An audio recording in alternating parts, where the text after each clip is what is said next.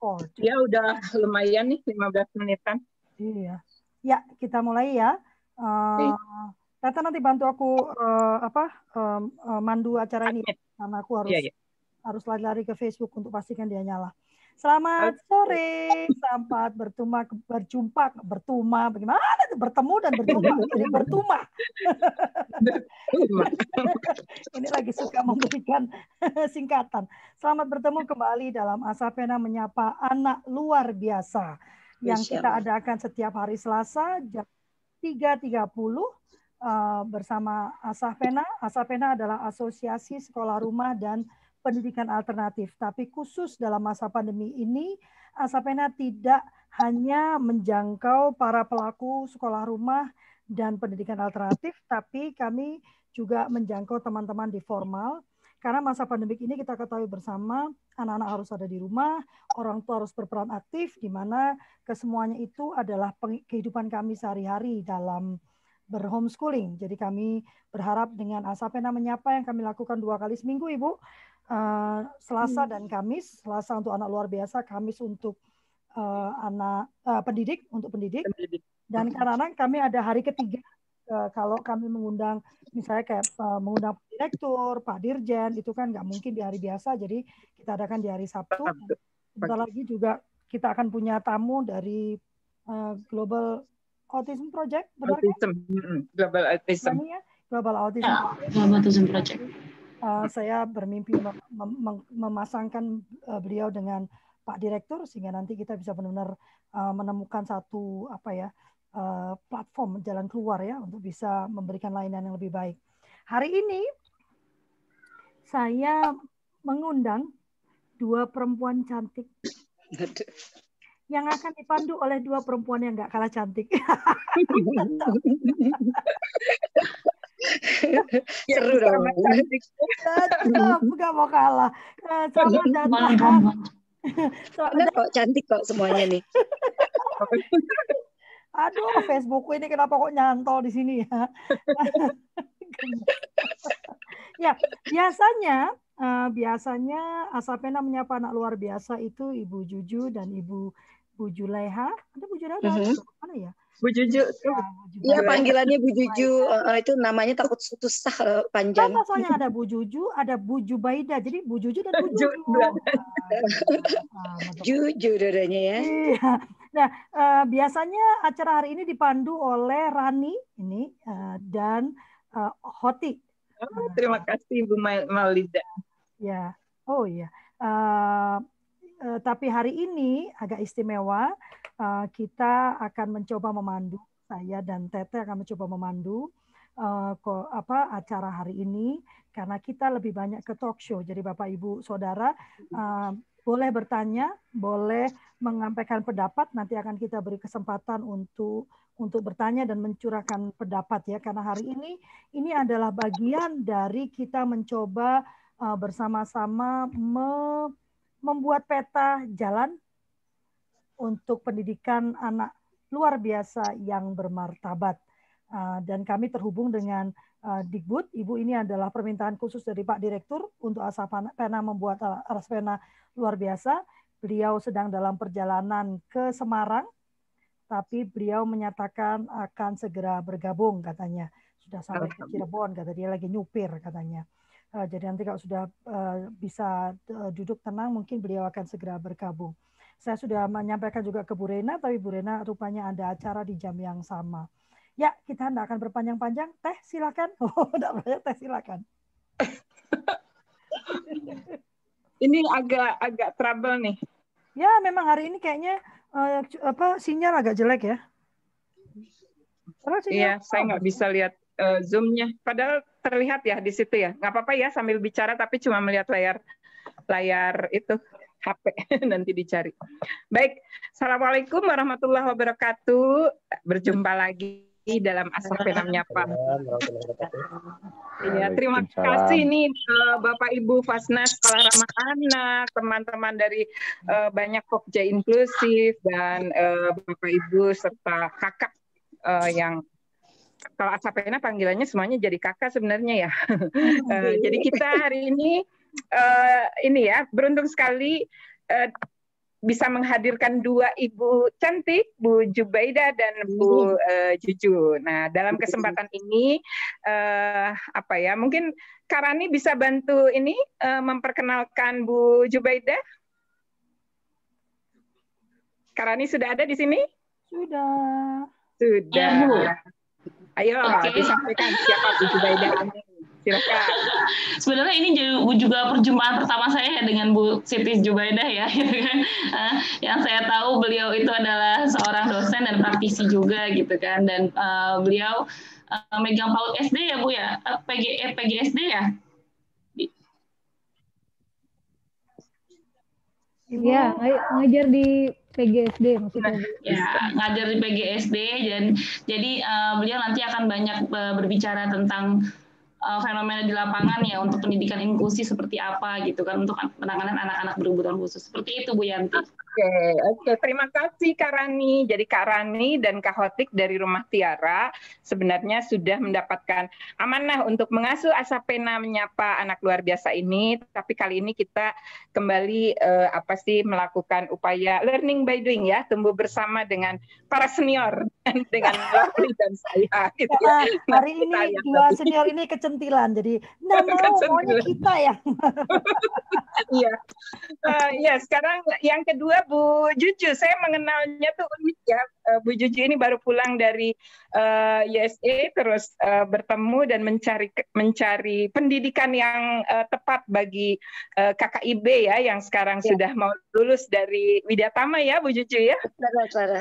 Terus perjalanannya ternyata luar biasa sampai akhirnya yang mengesankan itu lahirnya Biruku Indonesia. Wah, nanti seperti apa praktek baiknya dan bagaimana perjalanan itu dibagikan ya Bu Juju ya. Karena ya kita akan mengambil pembelajaran dari pertemuan-pertemuan ini, bincang pakar dan praktisi ini untuk menyusun peta jalan pendidikan inklusif di Indonesia. Langsung dipersilakan saja Bu Jubaidah dulu ya. Ya, Bu Jubaidah. Silakan Bu Jubaidah. Ya, kita sudah live di Facebook ya. Oke, baik. Assalamualaikum warahmatullahi wabarakatuh. Waalaikumsalam. Salam sejahtera semuanya. Semoga kita semua diberikan kesehatan ya. Amin. Semoga juga pandemi ini bisa segera berakhir. Amin. Jadi anak-anak kita, khususnya anak-anak yang berkebutuhan khusus ini bisa kembali bertemu dengan para guru ya, karena memang kalau kita dengar dari para orang tua, banyak sekali keluhan dari orang tua dalam menangani anak-anak berkebutuhan khusus ini di rumah ya. Baik, sebelumnya saya ingin memperkenalkan diri saya dulu ya. Tadi sebagian sudah disampaikan oleh Mbak Rani ya, Kak Rani ya. Rani, salam kenal untuk Kak Rani, Kak Lovely, Ibu Juju dan Ibu Yanti ya. Maaf ya Teh Yanti ya, tetap Ibu Yanti. Kak memang begitu. Ibu ya. Iya. Ibu Teteh biasanya. Ibu Teteh ya. Iya. Baik, kegiatan saya sehari-hari ini saya bertugas di sekolah inklusi ya, di Lentera Insan sekaligus di klinik terapi untuk anak berkebutuhan khusus. Selain itu saya juga kebetulan juga saya mengajar ya, khusus di prodi pendidikan guru, sekolah guru PGSD ya.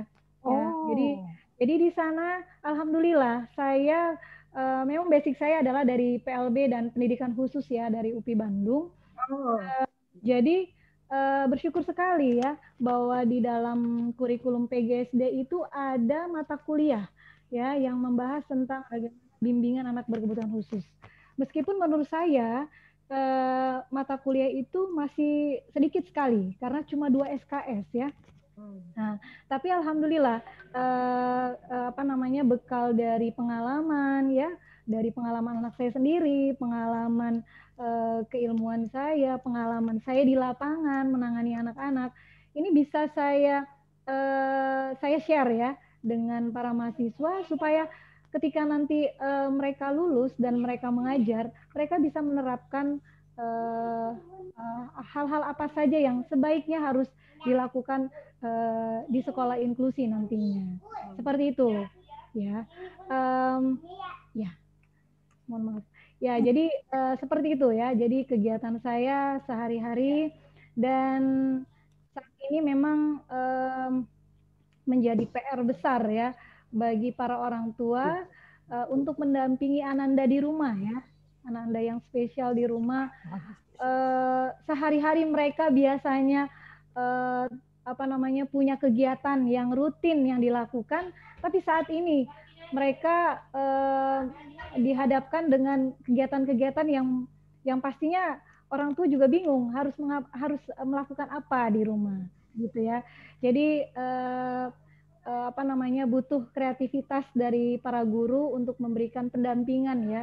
Ini Bu Jubaidah, kayak saya insert sedikit, kebetulan saya sempat diminta oleh Direktorat GTK untuk menyampaikan berbagi peran antara guru dan orang tua untuk meningkatkan pendidikan kecakapan khusus bagi anak-anak yang penyandang difabel rungu dan netra waktu itu ya. Nah, Teteh, sorry. Kenapa? Kita sapa dulu Pak Direkturnya ya. Oh, Pak Direktur sudah hadir. Terima kasih, Pak Direktur. Di mana Pak Direktur? Di mobil. Pak Direktur nggak nyupir kan? Bapak nggak nyupir kan? Sorry, enggak. Oh, selamat datang Pak. Selamat datang Pak Santo. Siap. Kita ditemani ibu-ibu cantik nih yang luar biasa nih. Ya, saya temani aja ini juga. Oh, ditemani Bapak. Lihat ibu-ibu cantik. Empat jadi ibu-ibu. Berarti Novi termasuk cantik ya Pak Direktur ya? Luar biasa loh, aku disebut cantik Pak Direktur. Lebih cantik Novi daripada saya. Oh, ya iyalah. Oke.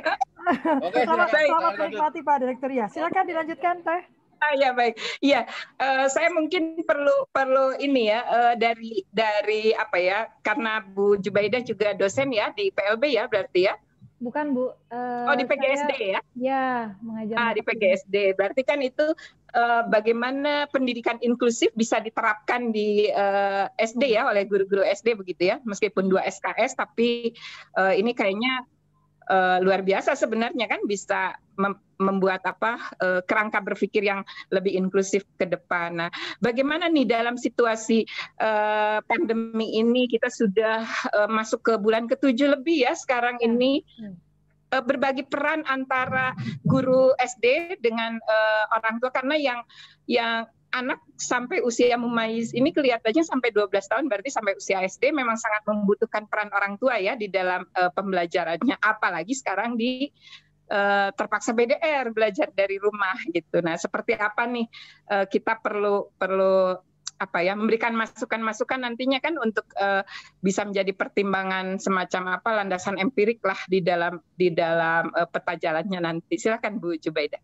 Iya, baik Ibu Yanti, terima kasih.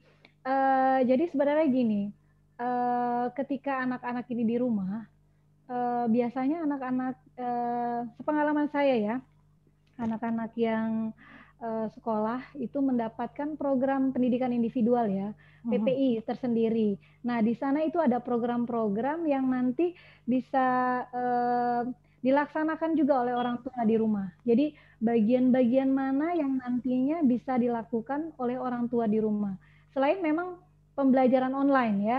Jadi ada kalau di sekolah saya yang saya terapkan itu ada dua sistemnya ya Bu ya. Jadi ada pendampingan secara online individual ya antara guru pendamping dengan anak ya yang didampingi oleh orang tua ya. Lalu ada program dengan guru kelas ya dengan teman-temannya ya, jadi supaya mereka tetap mengenal teman-temannya meskipun mereka tidak bertemu ya, sudah tidak bisa offline ya, mereka bisa mengenali teman-temannya, tapi porsinya itu lebih sedikit dibandingkan pendampingan langsung oleh guru pendamping dengan anak tersebut gitu loh Bu. Jadi berbagai cara. Ada satu sekolah juga yang menerapkan program akhirnya mengunjungi anak itu di rumah ya, dalam 1 minggu 2 kali dilakukan. Nah, ini berbagai upaya dilakukan supaya anak ini bisa tetap terlayani ya, gitu. Meskipun memang ada risiko-risiko ya, tapi ini kebijakan dari masing-masing sekolah mengambil sikap ya, karena memang penanganan ini harus segera ya. Jadi memang sangat bervariasi di lapangan ya, di sekolah-sekolah ya yang menerapkan hal tersebut ya. Begitu Bu Yanti. Oke. Ini kaitannya berbagi peran ya dengan orang tua, dan di sini sudah ada Bu Juju. Jadi saya ke Bu Juju dulu ya. Bagaimana Bu peran orang tua terkait dengan ini di masa pandemi ini, terutama orang tua dengan anak yang sudah memiliki membutuhkan pendidikan khusus. Boleh Bu Juju? Kita lengkap ini ada. Maaf, baru saya unmute ya. Atur nuhun kesempatannya Ibu Jubaidah, salam. Ada Pak Direktur juga yang menyimak, salam kenal. Ini wanita yang katanya tadi berempat ya kita ya, jadi aku masuk ya. Mau dipanggil kakak aja atau teteh? Iya, kakak aja di sini. Kakak. Ya, jadi orang nggak tahu kalau aku udah punya cucu gitu. Nah, gitu. Berkaitan tadi menyambung pertanyaan dari Kak Yanti, gimana nih peran orang tua ya, kalau kita jujur gitu, masa pandemi ini berat sekali khususnya untuk orang tua yang memiliki anak dengan hambatan atau jenis disabilitas mental dan intelektual gitu kan, karena mereka emosinya sama-sama kita ketahui cenderung ekspresif gitu ya. Nah, kejenuhan, kemudian yang seharusnya mereka kita kenalkan banyak beradaptasi gitu ya, yang seharusnya mereka kita latih berinteraksi, ternyata ini jadi agak tersendat ya.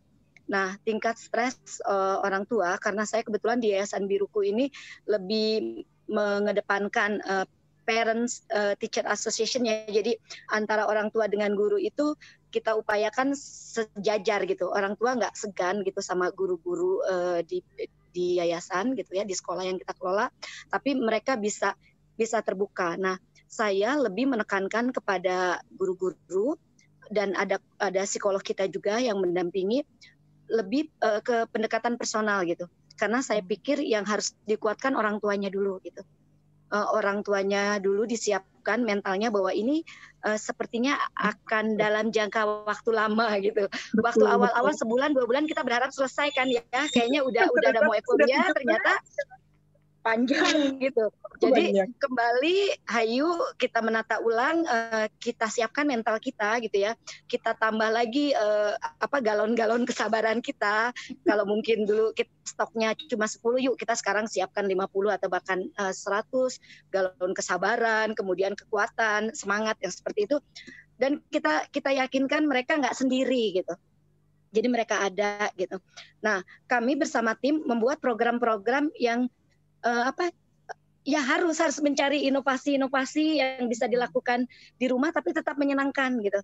Tetap ada interaksinya, bisa melalui video. Kalaupun diperlukan memang akan ada visit gitu ya ke rumah gitu kan, dengan protokoler yang sudah ditetapkan gitu kan. Dan ada juga memang orang tua yang sudah benar-benar tidak sanggup kalau untuk yang hambatannya berat. Mereka minta yang ya kita bilang masih, kalau berat kita jadi pesimis ya. Yang hambatannya yang hambatannya masih harus kita optimalkan gitu ya, dan agak panjang PR-nya gitu. Itu bukan terpaksa, akhirnya memang kita mengambil langkah sesuai kesepakatan dengan orang tua untuk tatap muka gitu. Tapi benar-benar dengan one by one, protokoler yang ketat, ada surat kesepakatan juga yang ditandatangani gitu, karena riskan sekali dan tidak boleh diantar oleh orang lain kecuali oleh orang yang kita kenal dia sehat atau orang tuanya sendiri. Nah, itu mau tidak mau kita tatap muka dengan PPI yang memang sudah dijalankan, tentu saja dimodifikasi dengan keadaan sekarang.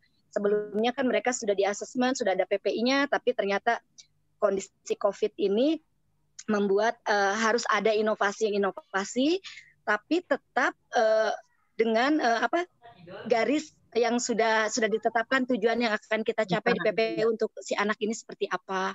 Jadi lebih ke situ sih Teh. lebih pada tapi ya lebih pada penguatan orang tua yang kita kuatkan, sedangkan kalau orang tuanya udah istilahnya udah klik sama kita, insya Allah kerjasama bisa terjalin dengan baik gitu dengan daring ini. Gitu Teh. Terima kasih Kak Juju. Ini memang menantang ya buat kita ya, karena tidak hanya bagi anak-anak yang memang sudah jelas memiliki hambatan untuk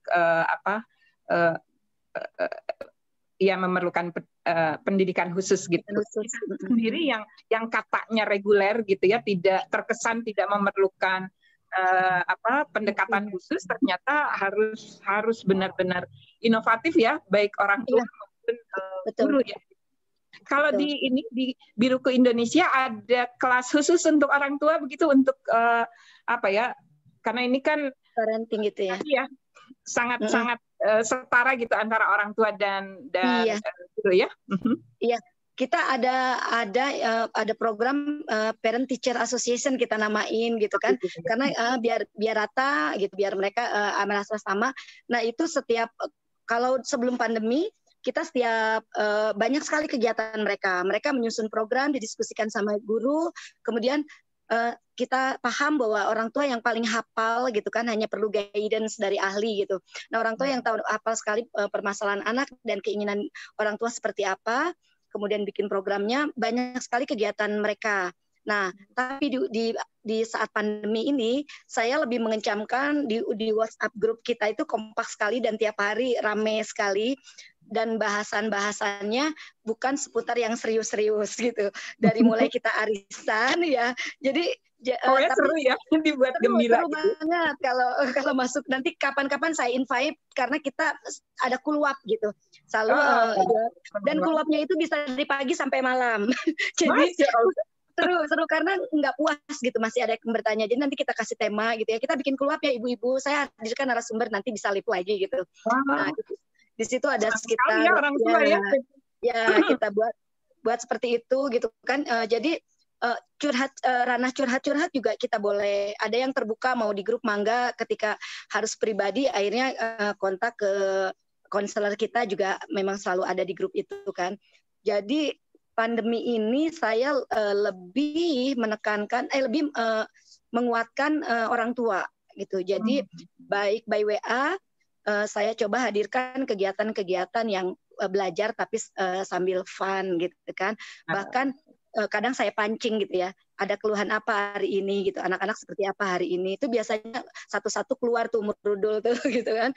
Ya, nanti akhirnya dari mulai itu baru saya ambil tema, wah kemarin karena banyak yang dikeluhkan misalnya tentang ABK yang mulai remaja, pengetahuan tentang seksual bagaimana nih, anak saya sudah mulai begini. Saya bilang karena obrolan ibu seputar itu meskipun sambil canda-canda gitu, oke ibu-ibu, hari Selasa misalnya 3 hari kemudian kita akan keluar tentang bagaimana memberikan edukasi ya soal teenager ya yang udah mulai puber gitu. Nah nanti saya hadirkan narasumber gitu, dan alhamdulillahnya narasumbernya ini juga karena waktunya bebas, paling dia break sebentar terus lanjut akhirnya sampai malam gitu.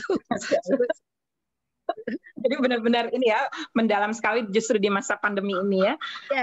Bu Juju, sebelum saya berikan lagi ke Lovely, karena Bu Juju kan punya kekhasan tumbuh bersama KKIB ya. Saya sangat kagum gitu melihat lompatan-lompatan belajar yang luar biasa dari KKIB gitu, yang nanti mungkin bisa menjadi rekomendasi di dalam peta jalan itu sebaiknya seperti apa sih agar ada dukungan-dukungan seperti yang dirasakan KKIB gitu secara tersistem ya, bukan karena orang tuanya yang begitu ingin memberikan yang terbaik. Silakan Bu Juju.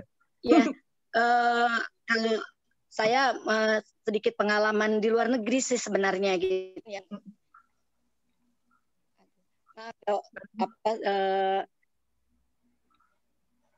Suaranya halo, masih bisa dengar suara saya? Ya, mengecil. Tadi sempat terputus. Ya Ibu, bisa terdengar halo? Ibu? Bisa suara saya masih terdengar? Bisa Ibu. Masih tapi kecil. Ya. Bisa ya? Bisa. Om tolong Mama Selin. Ya. Jadi pengalaman di sana betapa yaitu ya sekolah inklusi gitu ya. Di sana tidak ada SLB, tapi sekolahnya bentuknya ya sudah include, semua anak include gitu juga. nggak salah kaprah bahwa inklusi itu dengan memasukkan disabilitas dia menjadi sekolah inklusi, tapi inklusi itu education for all lah kalau di sana. Mudah-mudahan ini juga kita bisa sama persepsi gitu di negara kita. Ya, jadi anak dengan cerdas istimewa, dengan narkoba, dengan perceraian, intinya kita memuliakan anak untuk mendapatkan hak pendidikan gitu ya. Belajar dari sana, saya Allah punya rencana, pastinya saya bertemu dengan Bu Yanti di satu travel sama-sama menuju ke Jakarta. Nah, mulai bicara soal pendidikan dan saya juga sempat bergabung. Kemudian dia satu berpikir dan waktu itu saya sedang berjuang mencari sekolah untuk anak. Sempat curhat juga sama Teh Yanti ya. Tapi ya begitu kita terputus ya, dulu belum ada WA, belum apa gitu. Jadi kita terputus kontak gitu. Dan saya akhirnya berjuang juga nih sendiri gitu. Nah, sampainya di perjuangan itu ternyata sekolah banyak menolak gitu ya, menolak saya. Dulu Bandung belum deklarasi pendidikan inklusif dengan alasan macam-macam, sumber daya manusia yang tidak siap. Padahal tapi Jabar sejak 2003 katanya sudah deklarasi gitu. Harusnya Bandung sudah menerima ya, dan sudah ada berapa ya, sekitar 8 sekolah piloting untuk pendidikan inklusi. Cuma waktu itu penuh katanya. Ya, dan ternyata katanya penuh gitu. Jadi nggak masuk. Nah, saya ingin jadi sepanjang perjalanan ini saya punya ide, mudah-mudahan bisa masuk gitu ke teman-teman atas dasar kesulitan-kesulitan saya. Saya jadi berpikir gini, pendidikan inklusi itu seperti Pak Eli dulu waktu menjabat jadi kepala dinas pendidikan ya, dia bilang buka dulu aja pintunya gitu kan. Karena kita tahu permasalahan tuh banyak, tapi kalau kita nggak buka pintu untuk anak disabilitas loh, kalau kita bicara dalam hal ini anak disabilitas ya, karena PR-nya memang banyaknya inklusif kayaknya di disabilitas ya, tidak mengecilkan yang lain. Jadi buka dulu pintunya, baru kita dapat permasalahan-permasalahan apa sih yang harus ditempuh. Cuma di perjalanan, karena saya juga di Pokja Pendidikan Inklusi, saya pikir ini berat juga, kita sistem sekolah zonasi. Kemudian guru sumber daya manusia juga nggak cukup gitu. Kalau semua difasilitasi penuh untuk pendidikan inklusi, dananya kayaknya besar sekali gitu. Misalnya, guru semua harus kalau guru alhamdulillah tadi sudah dapat ya, meskipun 2 SKS tentang pendidikan inklusi atau pengetahuan tentang ABK itu penting banget, karena saya pikir bukan cuma GPK yang harus paham tapi gurunya. Nah, saya berpikir begini, punya ide begini, Teh Yanti. Karena kita pelan-pelan belajar di lapangan, saya dapatkan ini, kalau anak sekolah dia di zona A, katakan terima aja dulu. Nah, nanti kita tahu dia ABK, nah sekolah ini belum siap secara SDM maupun fasilitas sarana prasarananya. Nah, keterbatasan anggaran, saya pikir bisa disiasati seperti ini. Misalnya untuk di wilayah Antapani gitu kan, buatlah sekolah rujukan gitu. Karena saya waktu IB di sana juga dirujuk gitu, tapi tidak ada label sekolah inklusi gitu. Jadi pengalaman saya dulu, sekolah anak saya dulu di Bekril, tiba-tiba saya dipindahkan ke Pegel, kata ibu ternyata anak ibu perlu terapi banyak lah, perlu sekali langkah-langkah ini. Jadi saya pindahkan ke sana, sama-sama SD dan tidak ada label ini sekolah inklusi gitu. Tapi ternyata di dalamnya saya tahu bahwa ini adalah sekolah rujukan gitu, yang dimana segala sarana fasilitasnya maupun SD-nya sudah lengkap. Jadi saya pikir pemerintah mungkin nggak usah gugup gitu ya dengan adanya pendidikan inklusi ini. Jangan panik semua jadi akhirnya terlantar. Saya lihat akhirnya guru pun give up, malah yang ada sudah 5 tahun berjalan penolakan masih ada. Betul. Dengan alasan SDM. Terus katanya kita kok dikasih kebijakan ini tapi nggak dikasih pancingnya, nggak dikasih alatnya. Itu banyak sekali dikeluhkan oleh sekolah. Jadi saya sebenarnya ingin sekali ngasih masukan.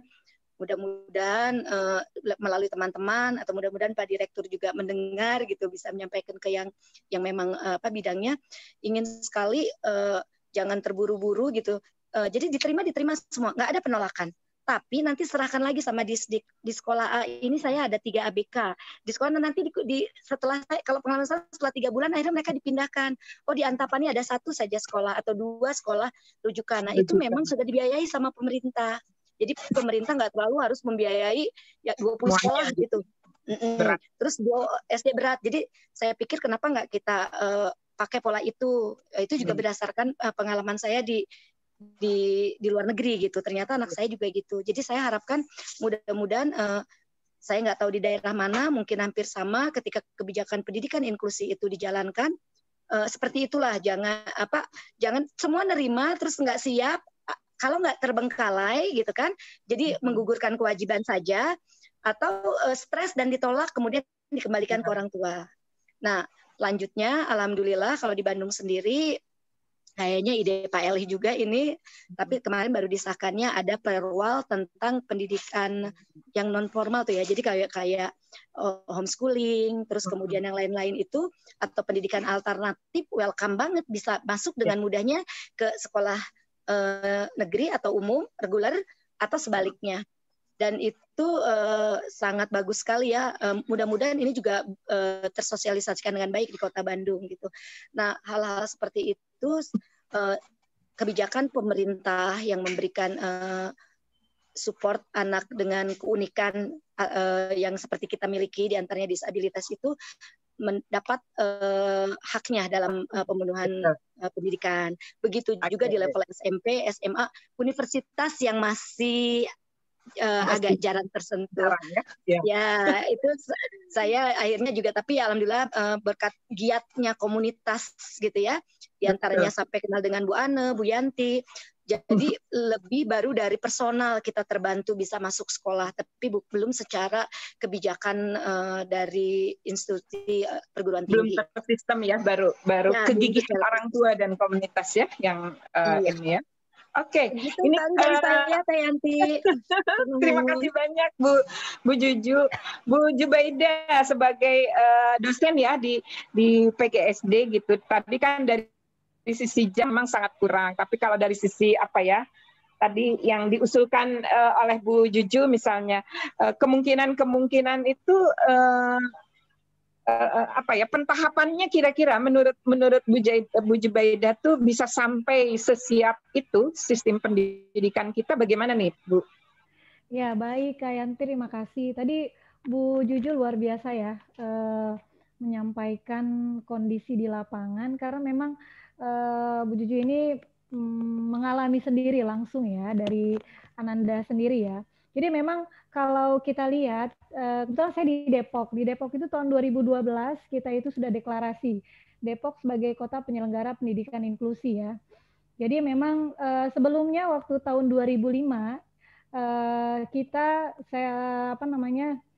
juga sempat bekerja sama dengan PKLK ya, menggaungkan pertama kali tentang implementasi pendidikan inklusi ya di Indonesia ini ya.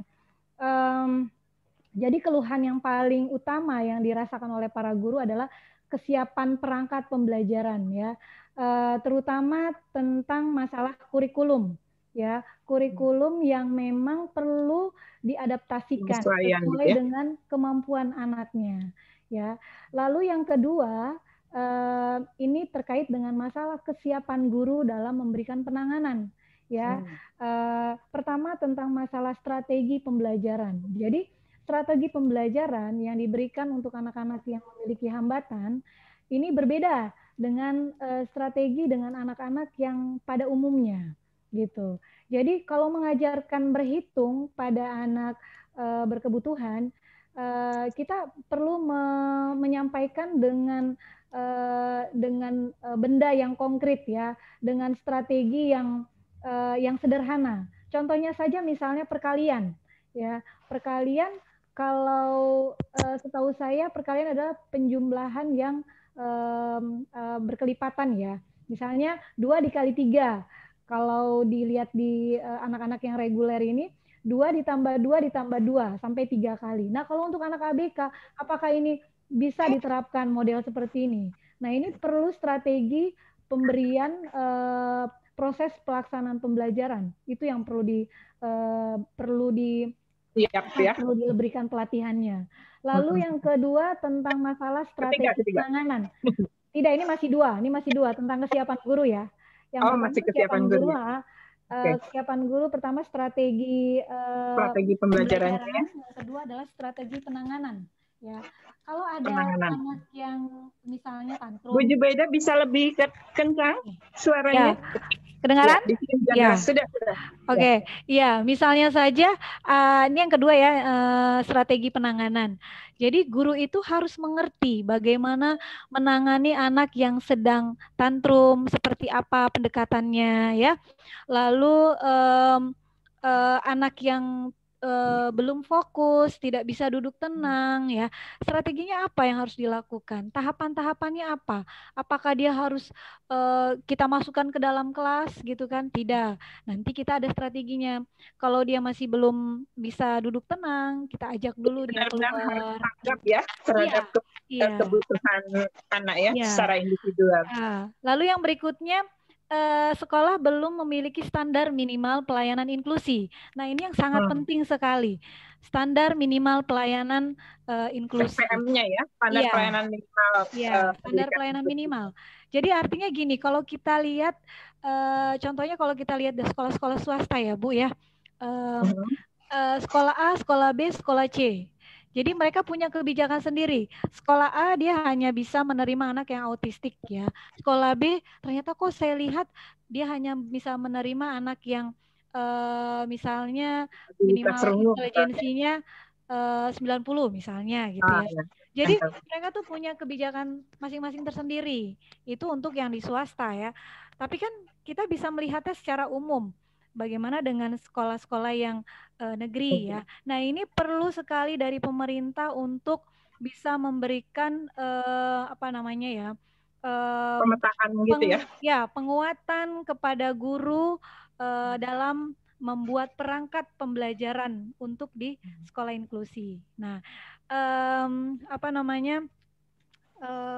Mungkin kalau secara teorinya kita bisa baca dari Index for Inclusion ya. Itu jelas sekali. Di sana kita akan melihat bagaimana budaya inklusi, kebijakan inklusi, dan praktek-praktek inklusi yang harus dilakukan di sekolah-sekolah inklusi. Nah, jadi seperti itu, Bu. Wah, luar biasa ya. Memang banyak yang harus kita siapkan bersama ya untuk bisa memastikan orang tua yang begitu gigih mencari pendidikan yang tepat bagi anaknya bertemu dengan ketersediaan, karena dalam 5K layanan prima pendidikan itu kan pertama keterjangkauannya, ketersediaannya, keteraksesannya, kualitas dalam arti relevansinya, dan keterjaminannya. Bagaimana ada kepastian bahwa itu tuh bisa terjamin terus sampai tuntas gitu. Nah, ini saya kembalikan ke Lovely. Silakan Lovely, dari dua ibu-ibu keren ini. Udah panjang gitu kembaliin ke Lovely, ngapain lagi kembaliin ke Lovely? Kan begitu aja gitu kan. Lempar bola sembunyi tangan. Lempar batu. Ini suaranya hilang karena hujan deras di sini. Oh, ya. Saya sebetulnya tertarik dengan beberapa statement ya. Memang yang saya perhatikan itu kan kalau kita bicara inklusi, itu yang disampaikan Bu Julaya itu sangat tepat gitu kan. Hampir 90% lah ya itu tidak siap gitu kan. Tidak siap baik perangkat, baik apa sarana prasarana. Yang terjadi adalah pengabaian. Jadi anaknya itu dan penelantaran. Oh iya, penelantaran. Aku nggak mau ngomong penelantaran, itu kayaknya negatif banget. Dihaluskan dengan kata pengabaian gitu kan. Ya. Lalu timbul pertanyaan gitu loh. Sempat itu nanya ke Pak Direktur waktu itu ya. Apakah memang harus inklusi gitu kan? Karena sebetulnya yang saya ketahui gitu kan, waktu saya mengepalai lembaga sekolah untuk anak berkebutuhan khusus gitu kan, saya ngobrol dengan teman-teman di PKLK, ternyata mereka sudah punya kurikulumnya sendiri untuk setiap anak dengan kebutuhan khususnya masing-masing. Mereka sudah punya perangkat untuk penilaiannya, evaluasinya gitu kan. Cuman memang waktu itu hanya di formal, karena kan saya selalu ada di non formal ya, saya tidak pernah ada di persekolahan formal, ada di non formal gitu kan. Lalu kenapa itu tidak tersebarkan dengan baik? Satu, yang kedua, kalau itu tidak inklusi, memang seperti yang disampaikan Bu Jubaidah, akan ada timbul itu tadi. Karena kan yang dipakai beda sebetulnya. Kurikulumnya, ini saya bicara untuk kasus yang, karena kan ada beberapa kasus kan, kalau yang kasus ringan, sampai menengah itu kan sudah bisa diinklusikan misalnya. Tapi ada kasus yang menengah sampai berat, itu kan tidak bisa diinklusikan gitu kan.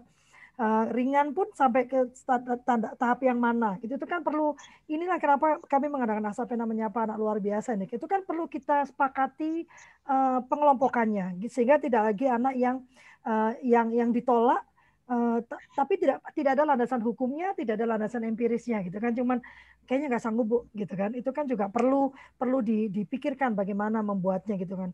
Sehingga kami terpikir, kenapa sih orang tua ini tidak mau masuk ke pendidikan khusus aja gitu, sebutlah SLB gitu kan, atau pendidikan sekolah khusus gitu ya. Apakah karena stigma gitu kan? Karena sebetulnya seharusnya mereka lah yang sudah sangat siap gitu kan, sangat siap menangani anak-anak kita ini gitu kan. Kenapa tidak ke sana gitu? Ada apa gitu kan? Apa yang membuat tidak bisa dimasukkan ke sana? Anak saya sendiri, Ibu, dulu itu sempat ditolak di sekolah dengan alasan terlalu pintar gitu. Ya kan? Jadi tidak bisa Bu di sini, nanti kami tidak bisa mengakomodir, dan karena Ibu tampak sangat memahami pendidikan, dia bilang nanti saya takut mengecewakan Ibu gitu. Jadi lucu kan, ditolak kalau dari yang satunya kiri, yang satunya kanan kan, yang satu oh Bu terlalu banyak permasalahan, yang ini juga kalau anak terlalu pintar banyak permasalahan juga Bu, tidak bisa Ibu ngasih tahu anak saya coba dikerjakan halaman sekian, itu pertanyaan mengapanya panjang kali lebar, itu dia nggak akan mau mengerjakan gitu kan. Nah kalau menurut ibu-ibu cantik ini sendiri begitu kan, apa sih sebetulnya solusi yang paling tepat? Jangan kita melihat bahwa oh yang ada itu kan inklusi Mbak, jadi mari kita begini, andaikan kita bermimpi gitu kan, kita diberi kewenangan, sedang bermimpi nih. Ya, kita diberi kewenangan untuk menciptakan, meng-create sebuah sistem yang baru gitu kan, yang bermartabat. Karena buat saya, anak dimasukkan ke inklusi dipaksakan, lalu ujiannya dibantu dalam tanda kutip mengerjakan, itu tidak memartabatkan. Gitu kan. Anak dengan kondisi apapun, dengan kemampuan apapun, kita harus menghargai. Gitu kan, dan dicari potensi yang berbeda dari dia. Tidak semua anak diseragamkan harus matematikanya 9 semua gitu kan. Kalau dia memang tidak mampu dalam matematika ya tidak apa-apa gitu kan. Dicarikan kompetensi yang berikutnya gitu kan. Apa? Andaikan kita lepaskan ini ya, pemahaman kita bahwa ada sistem yang seperti ini yang kurang sempurna. Andaikan Pak Direktur, ini kan ada Pak Direktur nih ya, bertanya, jadi maumu itu seperti apa sih? Nah, saya lebih suka bicara dari mimpi gitu kan. Apa yang sebaiknya diadakan? Seperti apa sih yang harusnya ada gitu? Coba, silakan Ibu. Ibu siapa dulu? Terserah yang mana ya? Saya dulu boleh? Boleh dong. Aduh, pertanyaan itu sebenarnya juga yang jadi ya pertanyaan Kak Lovely ini lovely sekali gitu kan. Pertanyaannya yang memang selalu menari-nari di kepala saya. Ya. Jadi kalau maunya saya gitu kan ya, kalau bicara subjektif pandangan saya, kembali kepada pilihan orang tua gitu. Kearifan lokal kita sudah sejak bertahun-tahun yang lalu memang sudah ada sekolah khusus luar biasa gitu kan. Masalahnya sekolah luar biasa ini sedikit jumlahnya Kak. Jadi seperti misalnya gini, anak saya hambatan penglihatan netra ada di daerah Cibiru, itu harus berapa kilometer menuju SLB di Pajajaran dengan jarak yang macet dan segala rupa, itu sebenarnya yang jadi hambatan. Nah, seandainya pada kondisi seperti itu, kalau pemerintah bisa memperbanyak gitu ya sekolah-sekolah khusus dengan jenis-jenisnya gitu kan, karena beragam disabilitas juga, itu mungkin enggak masalah. Terus kemudian stigma di masyarakat juga memang ada yang ngerasa sekolah di anak sekolah SLB, sekolah istilahnya kelas berapa gitu kan, itu juga memang ada stigma seperti itulah ya. Nah, supporting untuk pendidikan inklusif gitu kan, karena sekolah yang ada tuh sudah banyak, kenapa enggak anak kita masuk ke sekolah setempat? Nah, mimpi saya gitu kan, karena mahal tadi, harus mendidik guru, tadi Ibu bilang ya, mendidik guru harus paham banget bagaimana dia membuat kurikulum khusus, bagaimana dia mendampingi anak-anak, itu banyak sekali harus kita didik, misalnya puluhan ribu guru gitu kan. Tapi kalau mimpi saya ingin pemerintah punya sekolah rujukan. Bagi yang ingin SLB dan dekat di SLB dan nyaman ke SLB, monggo. Tapi bagi yang susah, yang jauh, dan yang merasa bahwa ini akan berpengaruh pada mental anak kita gitu. Tadi saya juga ada baca pertanyaan gitu sama psikiaternya, disarankan di sekolah inklusif, dan merasa bahwa anak saya harus ada di sekolah normal, mangga.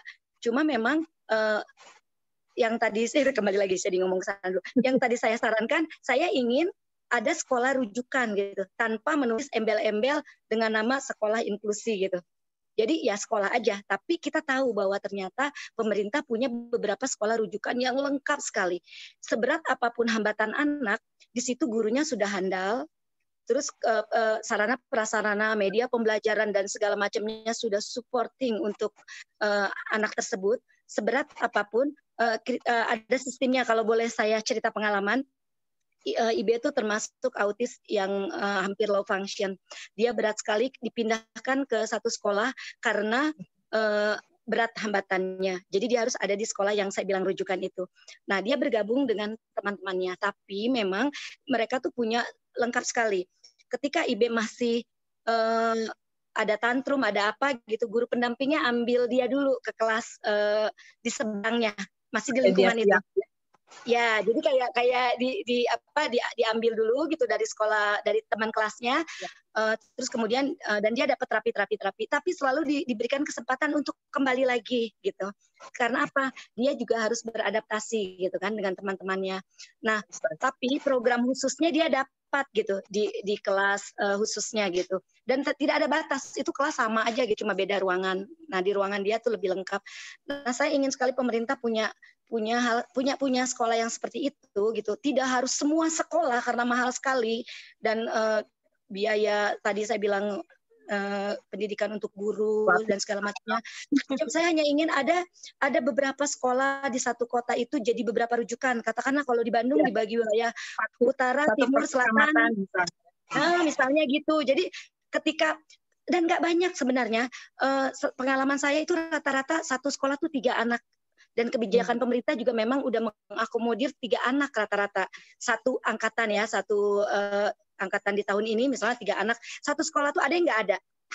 Nah, tapi kan biar sedikit mereka juga anak-anak kita gitu kan, yang punya hak yang sama. Nah, kita ambil gitu, pemerintah ambil, ayo semua pindah ke sini gitu. Tapi nggak terlalu jauh buat mereka, karena masih di lingkungan zonanya. Itu mimpi saya, Mbak. Tapi kalau misalnya ternyata dekat dengan SLB, kenapa enggak? Terus kemudian juga mengenai ya suara-suara miring, kurikulumnya kurang adaptif, terlalu misalnya yang netra kok cuma diajarin mijit, yang ini cuma padahal mereka hobi komputer gitu kan. Nah, itu mungkin yang mesti diperbaiki lagi. Tapi saya rasa sekarang SLB juga sudah bagus ya, sudah banyak inovasi-inovasi gitu. Itu stigma yang berkembang di masyarakat. Jadi saya bilang kembali ke masyarakat. Saya boleh sekali belum ini tanya jawab ya. Boleh. Jadi karena nanti ya, karena nyambung sama Kak Lovely ini, saya nyambung sama Kak Lovely. Tadi ada ibu yang nanya gimana nih orang tuanya, katanya. Nanti aja deh itu deh. Kita kembalikan lagi. Sebetulnya saya juga mau, karena ibu tadi membacakan tentang yang diminta inklusi tadi, sebenarnya menarik. Ini tergantung, ini nanti mana Rani itu belum masuk ini pendapat dia ya. Ini dua poin yang menarik kalau menurut saya. Nanti Bu Jubaida juga boleh bisa memberikan masukan ya. Yang satu tadi dikatakan bahwa mana tadi yang di atas tadi bilang. Jadi dia mengalami, dia punya difabel ya, ini nih. Dia punya keterbelakangan pendengaran, tetapi dia tidak disarankan untuk masuk di SLB oleh psikiater, dikhawatirkan mentalnya terganggu. Satu. Lalu Rani juga mengatakan bahwa wait, Rani ini mana? Kamu nih susah kali kau nih. Karena beragam tingkat keparahannya, sehingga malah menjadi contoh buruk bagi anak, terutama autisme yang memang belajar dari visual. Nah, ini kalau menurut saya, ini menarik menurut saya gitu kan, bagaimana satu lembaga yang memang dipersiapkan untuk anak dengan berkebutuhan khusus, yang mana semua sarana prasarananya, guru-gurunya memang sudah di-equip benar-benar, disiapkan kurikulumnya, disiapkan ujiannya, tapi malah ini bahkan psikiater pun mengatakan jangan gitu kan. Dan ini Rani ini kan dia juga mengelola lembaga terapi. Dia juga mengatakan nanti jadi contoh buruk. Kalau boleh saya juga sampaikan, di sekolah umum, saya mengelola sekolah umum, rata-rata orang tua bilang, ibu, anak saya jangan jarukan sama anak autis. Nanti dia niru jadi autis juga. Nah, ini kita sedang menghadapi stigma yang sama gitu. Ke anak SLB kita bilang, jangan, nanti dia niru yang SLB yang lainnya gitu. Nanti dimasukkan ke inklusi, yang itu bilang, yang reguler bilang, jangan Bu, nanti anak saya. Jadi kita semua ini sedang menstigma diri kita masing-masing sebetulnya. Betul. Menyedihkan sekali kalau menurut saya. Saya beri kesempatan Ibu Jubaidah dulu ya. Silakan Bu Jubaidah. Baik, Kak Lovely ya. Tadi menarik ya diskusinya ya. Suaranya Kak. Ya. Ya. Udah ya. Menarik sekali diskusinya. Makanya tadi ini ada 3 nih yang saya tangkap ya, yang harus saya sampaikan lagi juga ya. Pertama tentang stigma ya. Pertama tentang stigma anak-anak mereka ini harus sekolah. Solusi apa yang paling tepat ya untuk anak-anak ini. Jadi sebenarnya pertama ini kembali kepada tadi yang yang tadi disebutkan oleh Bu Juju juga ya, ketersediaan sekolah ya. Sekolah-sekolah SLB itu biasanya hanya ada satu dalam kabupaten kota ya, misal SLB negeri ya, contohnya SLB negeri hanya 1 ya gitu. Nah, selain itu, memang perlu mendorong pihak-pihak swasta, sekolah-sekolah swasta, atau lembaga-lembaga swasta, atau mungkin juga nanti Asapena juga bisa menjadi resource center, ya. Jadi pusat sumber sebagai pusat informasi, hal apapun yang bisa menjadi rujukan bagi sekolah-sekolah yang belum memahami tentang proses penyelenggaraan pendidikan inklusi itu seperti apa. Ya, ini juga menjadi satu kita ya, masyarakat perlu juga mendukung pemerintah ya, di mana upaya kita yang harus kita lakukan, kita juga boleh membuat resource center. Artinya monggo silakan, siapa yang mau butuh informasi, mencari buku, mencari referensi dan apapun, kita harus bergerak dari masyarakat gitu ya. Ini juga sebuah solusi ya bagi kita semua masyarakat untuk bisa turun tangan ya. Pihak-pihak swasta.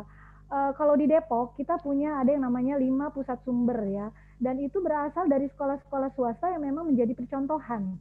Ya, salah satunya adalah sekolah saya, sekolah di Lentera Insan ya. Lentera Insan kita punya namanya LIRSI, Lentera Insan Resource Center of Inclusive Education. Kita juga sebagai pusat sumber ya dari 5 sekolah yang ada di Depok. Ketika memang ada pihak-pihak lain, sekolah atau guru yang membutuhkan informasi, monggo silakan datang ke tempat kita. Lalu yang berikutnya, ada juga model sekolah yang di mana sekolah inklusi di dalamnya ada kelas inklusi dan kelas khusus. Artinya gini, kebutuhan anak-anak yang memiliki hambatan ini bisa tetap berinteraksi dengan anak-anak yang reguler. Jadi ada kelas inklusi, ada kelas khususnya. Jadi mereka terpisah. Tapi ketika dalam pembelajaran tertentu, misalnya olahraga, ya, misalnya free play, ya, makan sholat bersama, ya, itu mereka bisa berbarengan, gitu ya. Jadi tetap ada nilai-nilai inklusinya yang mereka bisa dapatkan. Lalu saya mau menyambung lagi tentang tadi pertanyaan dari di chat ya, tentang yang dari psikiaternya menyarankan untuk tidak ke inklusi di SLB saja ya, padahal dia punya masalah pendengarannya yang sangat ringan ya Bu ya. Gini, jadi memang seperti ini ya, kalau anak ini tidak mengalami hambatan intelektual, artinya murni dia mengalami hambatan pendengaran saja dan itu sangat ringan ya, boleh dia bisa di sekolah inklusi. Tapi kalau ternyata dia punya hambatan yang kira-kira sedang menuju ke berat ya, dia memang sebaiknya harus di sekolah khusus tunarungu. Jadi kalau di Jakarta itu kita ada sekolah khusus tunarungu itu khusus untuk anak-anak yang murni hanya mengalami gangguan pendengaran saja, tapi tidak bermasalah dengan masalah intelektual. Nah, ketika nanti dia lulus SD, dia bisa masuk ke sekolah umum ya, sekolah inklusi. Karena apa?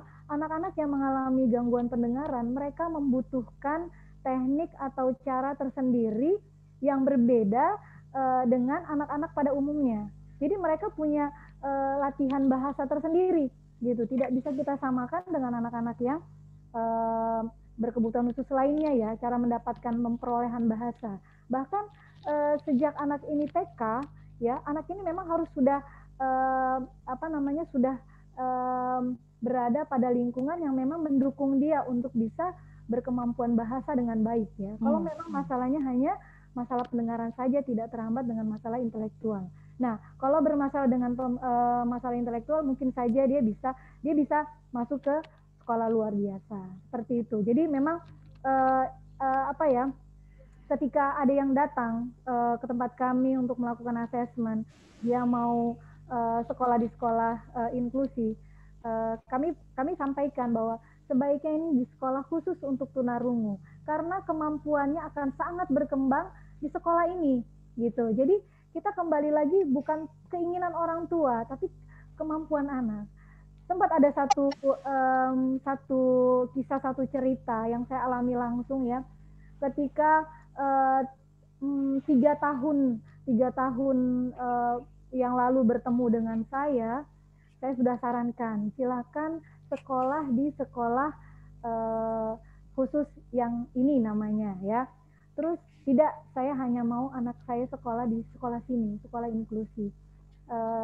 Tapi sekolah kami seperti ini ya. Sementara kemampuan anak Bapak sebaiknya lebih tepatnya di sekolah ini karena akan mendapatkan perlakuan dan penanganan yang tepat. Tidak Bu, saya hanya mau di sekolah sini saja gitu.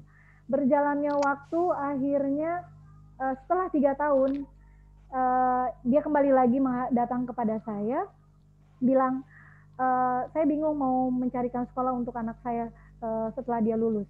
Kemana ya Bu? Saya sarankan ke sekolah yang awal yang saya sarankan 3 tahun lalu. Sampai akhirnya 1 minggu, 2 minggu, 1 bulan saya coba berkomunikasi lagi. Ternyata sang ayah ini mengatakan bahwa Bu, ternyata saya ini ternyata sekolah ini adalah sekolah yang tepat buat anak saya. Saya tidak mendengarkan saran yang disampaikan oleh ibu. Nah, jadi dia orang tua ini baru mengakui bahwa selama 3 tahun dan dia sekarang rasakan baru 1 bulan, inilah sekolah yang tepat. Nah, jadi artinya kita juga perlu membuka wawasan orang tua bahwa mengenalkan ada loh Pak sekolah ini, silakan Bapak observasi dulu ya. Seperti itu sih Bu ya. Bu ya. Itu pengalaman ya. Saya tertarik sekali, terus terang ini sudah mulai panas saya ini kan ya. Karena kalau dibaca dari beberapa, nanti teman-teman boleh juga menyampaikan ya, beberapa yang menyampaikan, satu yang perlu saya ingatkan bahwa inklusi itu tidak sama dengan berkebutuhan khusus. Tidak sama. Itu mesti perbaiki paradigma itu gitu kan. Karena sampai hari ini kalau kita bicara sekolah inklusi, itu yang ditanya ada berapa orang ABK-nya? Ada anak autis gitu? Ada. Malah ada yang bilang anak inklusi, berapa orang anak inklusi gitu. Betul. Nah, padahal inklusi kalau di dalam education for all-nya itu ya education for all. Tadi Ibu Juju menyampaikan kan anak yang bermasalah secara mental, anak yang berbagai ragam anak lah. Karena stigma buruk. Ya, intinya kan bahwa kita itu memandang anak bagaimana bentuknya sebagai manusia yang harus kita hormati dan kita hargai hak-haknya, utamanya hak untuk pendidikan. Itu kan inklusi. Jadi tidak lalu mengatakan kalau sekolah itu bilang sekolah inklusi, maka langsung bicaranya hanya tentang kebutuhan khusus gitu kan. Kalau menurut saya semua anak itu adalah anak berkebutuhan khusus.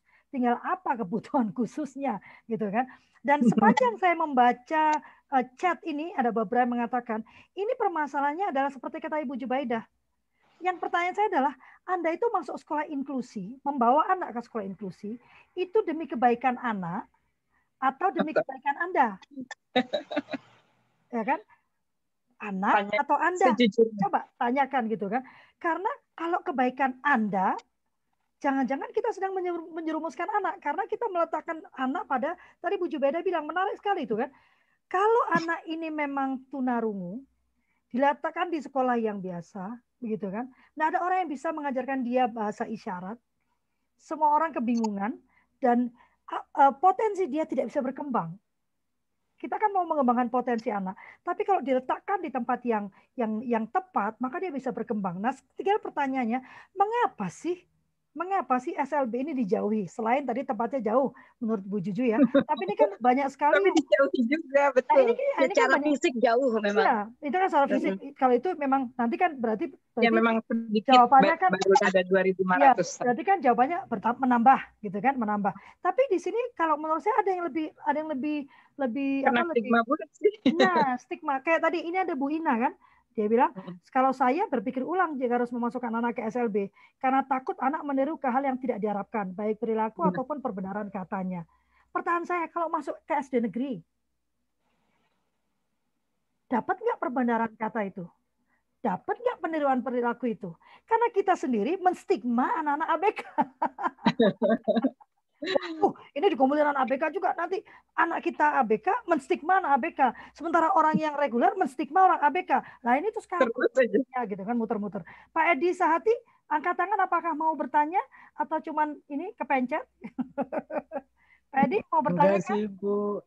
Ya, silakan Bapak. Ya, biar ada balance gender juga sih. Oh. Bisa asik sekali diskusinya. Berarti harus dibuka Pak camnya supaya kelihatan gantengnya. Iya, jadi seger nih kita nih. Udah pasti ganteng nih. Bapak mohon maaf, maskernya nggak boleh diletakkan begitu Pak. Ya, kan kita lagi kampanye pakai masker. Ya ini saya di dalam ruangan sendiri. Ini saya di ruangan sendiri. Tapi kalau saya maskernya, maskernya kalau dicopot itu dicopot Pak, dilipat disimpan, tidak diletakkan di dagu. Mohon maaf ya, ini memang ibu-ibu rempong. Padahal kalau Fli pengen lihat ini malah saya gitu. dapat ilmu nih, dapat ilmu ya. Silakan. Iya, terima kasih tadi diskusi soal SLB ya.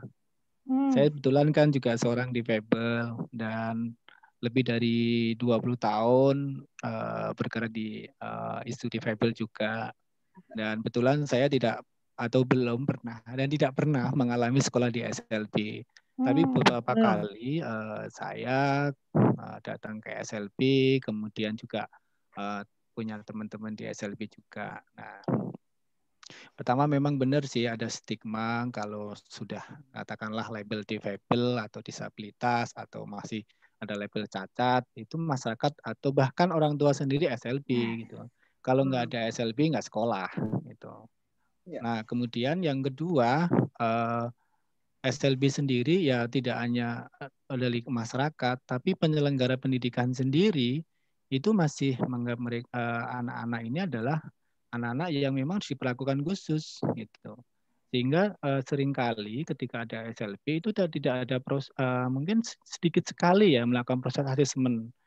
Sebenarnya anak-anak ini kebutuhannya kemudian digeneralisasi gitu ya. Digeneralisasi semuanya sama. Oh kalau netra ya ini kebutuhannya sama seperti itu. Nah kemudian tidak kayak maaf ya kayak ada semacam proyek mempertahankan kalau saya nggak dapat APK saya nggak SLB saya bisa habis nih gitu kan. Nah juga kemudian yang tidak pernah masuk pun juga masih masuk data terus gitu. Nah, bahkan kalau di SLB itu bisa seminggu itu hanya masuk 3 hari, 2 hari atau nggak pernah full ya, karena memang orang tua harus mengantar, moodnya anak juga kadang naik turun seperti itu. Tapi itu mekanismenya memang pengajarannya masih harus di sekolah terus kan gitu. Nah itu kan. Kemudian ada kayak stigma bahwa anak-anak SLB ini memang kelas 2 gitu loh atau kelas berapa ini enggak kelas 1 nih. Seperti itu. Makanya kalau ibu-ibu ini ada Bapak enggak sih? Banyak. Ada Pak Direktur juga. Banyak Bapak. Pak Direktur. Makanya kalau kita masuk dalam satu ruangan kelas itu bisa ada sekat 3 sampai 4 sekat. Pembatasnya sekatnya itu hanya sekedar triplek. Yang sini belajar menyanyi, di sini saya berhitung gitu kan. Anak yang katakanlah tidak punya kebutuhan khusus dengan metode belajar satu ruangan beberapa suara masuk itu udah nggak bisa menerima pelajaran. ini anak-anak yang butuh butuh semacam penanganan khusus, butuh perlakuan khusus, tapi perlakuannya justru ini tidak mengakomodasi kebutuhan anak itu, bahwa anak ini butuh dia itu butuh konsentrasi. Bisa dilihat aja nanti beberapa SLB seperti itu. Nah, ini yang ini ya kalau bicara soal SLB ya, saya bicara apa adanya aja. Biasa dibilang saya pernah apa istilahnya dimaki-maki sama pengelola satu katakanlah yayasan yang dia punya itu. Dan itu saya pernah seperti itu. Tapi saya ngomong apa adanya. Dan keluarannya itu anak-anak SLB itu jarang sekali yang kemudian, ini yang saya di desa ya, bukan di kota. Kalau kota mungkin ada peran di luar sekolah yang mungkin orang tuanya kemudian ada semacam pendidikan di rumahnya. Banyak anak-anak yang keluar keluar SLB itu kembali nol lagi gitu. Dia nggak bisa bersosialisasi di masyarakat, nggak bisa baca tulis, itu hal biasa. Nggak bisa berhitung, itu hal yang biasa. Nah kemudian di akhir-akhir beberapa tahun terakhir ini, kemudian anak itu kesadaran ini muncul oleh teman-teman di pengelola SLB muncul, tetapi bukan merubah bagaimana pendidikan itu kemudian bisa menaikkan standar SLB-nya. Tapi justru dibelokkan ke arah vokasional. Jadi di SLB sekarang sudah ada pelatihan keterampilan, bikin telur asin, bikin bunga-bunga dan sebagainya seperti itu. Nah ini realitas yang ada sekarang seperti itu.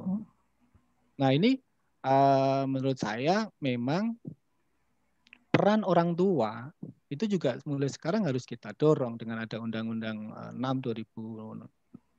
8 2016 itu, bahwa memang sekarang tidak eranya lagi sekedar rehabilitasi, tapi sudah bicara soal habilitasi. Bagaimana anak-anak yang lahir tidak memiliki kemampuan intelektual, kemudian ditumbuhkan intelektualnya sebatas kemampuan mereka berdasarkan asesmen yang mereka miliki gitu. Jadi tidak hanya berdasarkan stigma kalau netra itu nanti kelasnya SLB A dan sebagainya. Nah, bagaimana saya juga sangat ini kalau kita mendorong sekolah-sekolah reguler untuk mau menjadi sekolah inklusi, mau nggak SLB menjadi sekolah inklusi? Bisa nggak SLB menjadi sekolah inklusi? Ya, menarik nih. Nah, SLB menjadi inklusi apa? SLB itu menyiapkan anak-anak kebutuhan dasar mereka untuk bisa baca, untuk bisa menulis. Katakanlah anak-anak netra. Untuk bisa menulis dengan huruf Braille. Kemudian mereka sudah bisa mengikuti dengan huruf Braille. Kemudian anak itu kemudian kita rekomendasikan ke sekolah reguler, mengikuti di sana. Kira-kira bisa nggak SLB itu sekedar memberi kayak konsep pendidikan inklusi ya? Bahwa SLB itu menjadi pusat sumber menyiapkan kemampuan dasar. Ketika kemampuan membaca, menulis anak itu sudah dimiliki, kemudian dia kita dorong untuk bisa ikut sekolah reguler. Atau SLB kemudian menerima anak-anak reguler. Ini kalau kita bicara soal konsep pendidikannya seperti itu. Jadi nggak terkotak-kotak lagi. Nah, harapannya seperti itu. Jadi teman-teman yang berhasil, teman-teman difabel yang berhasil kemudian lepas dari situ, itu lebih banyak, lebih banyak peran dari orang tua.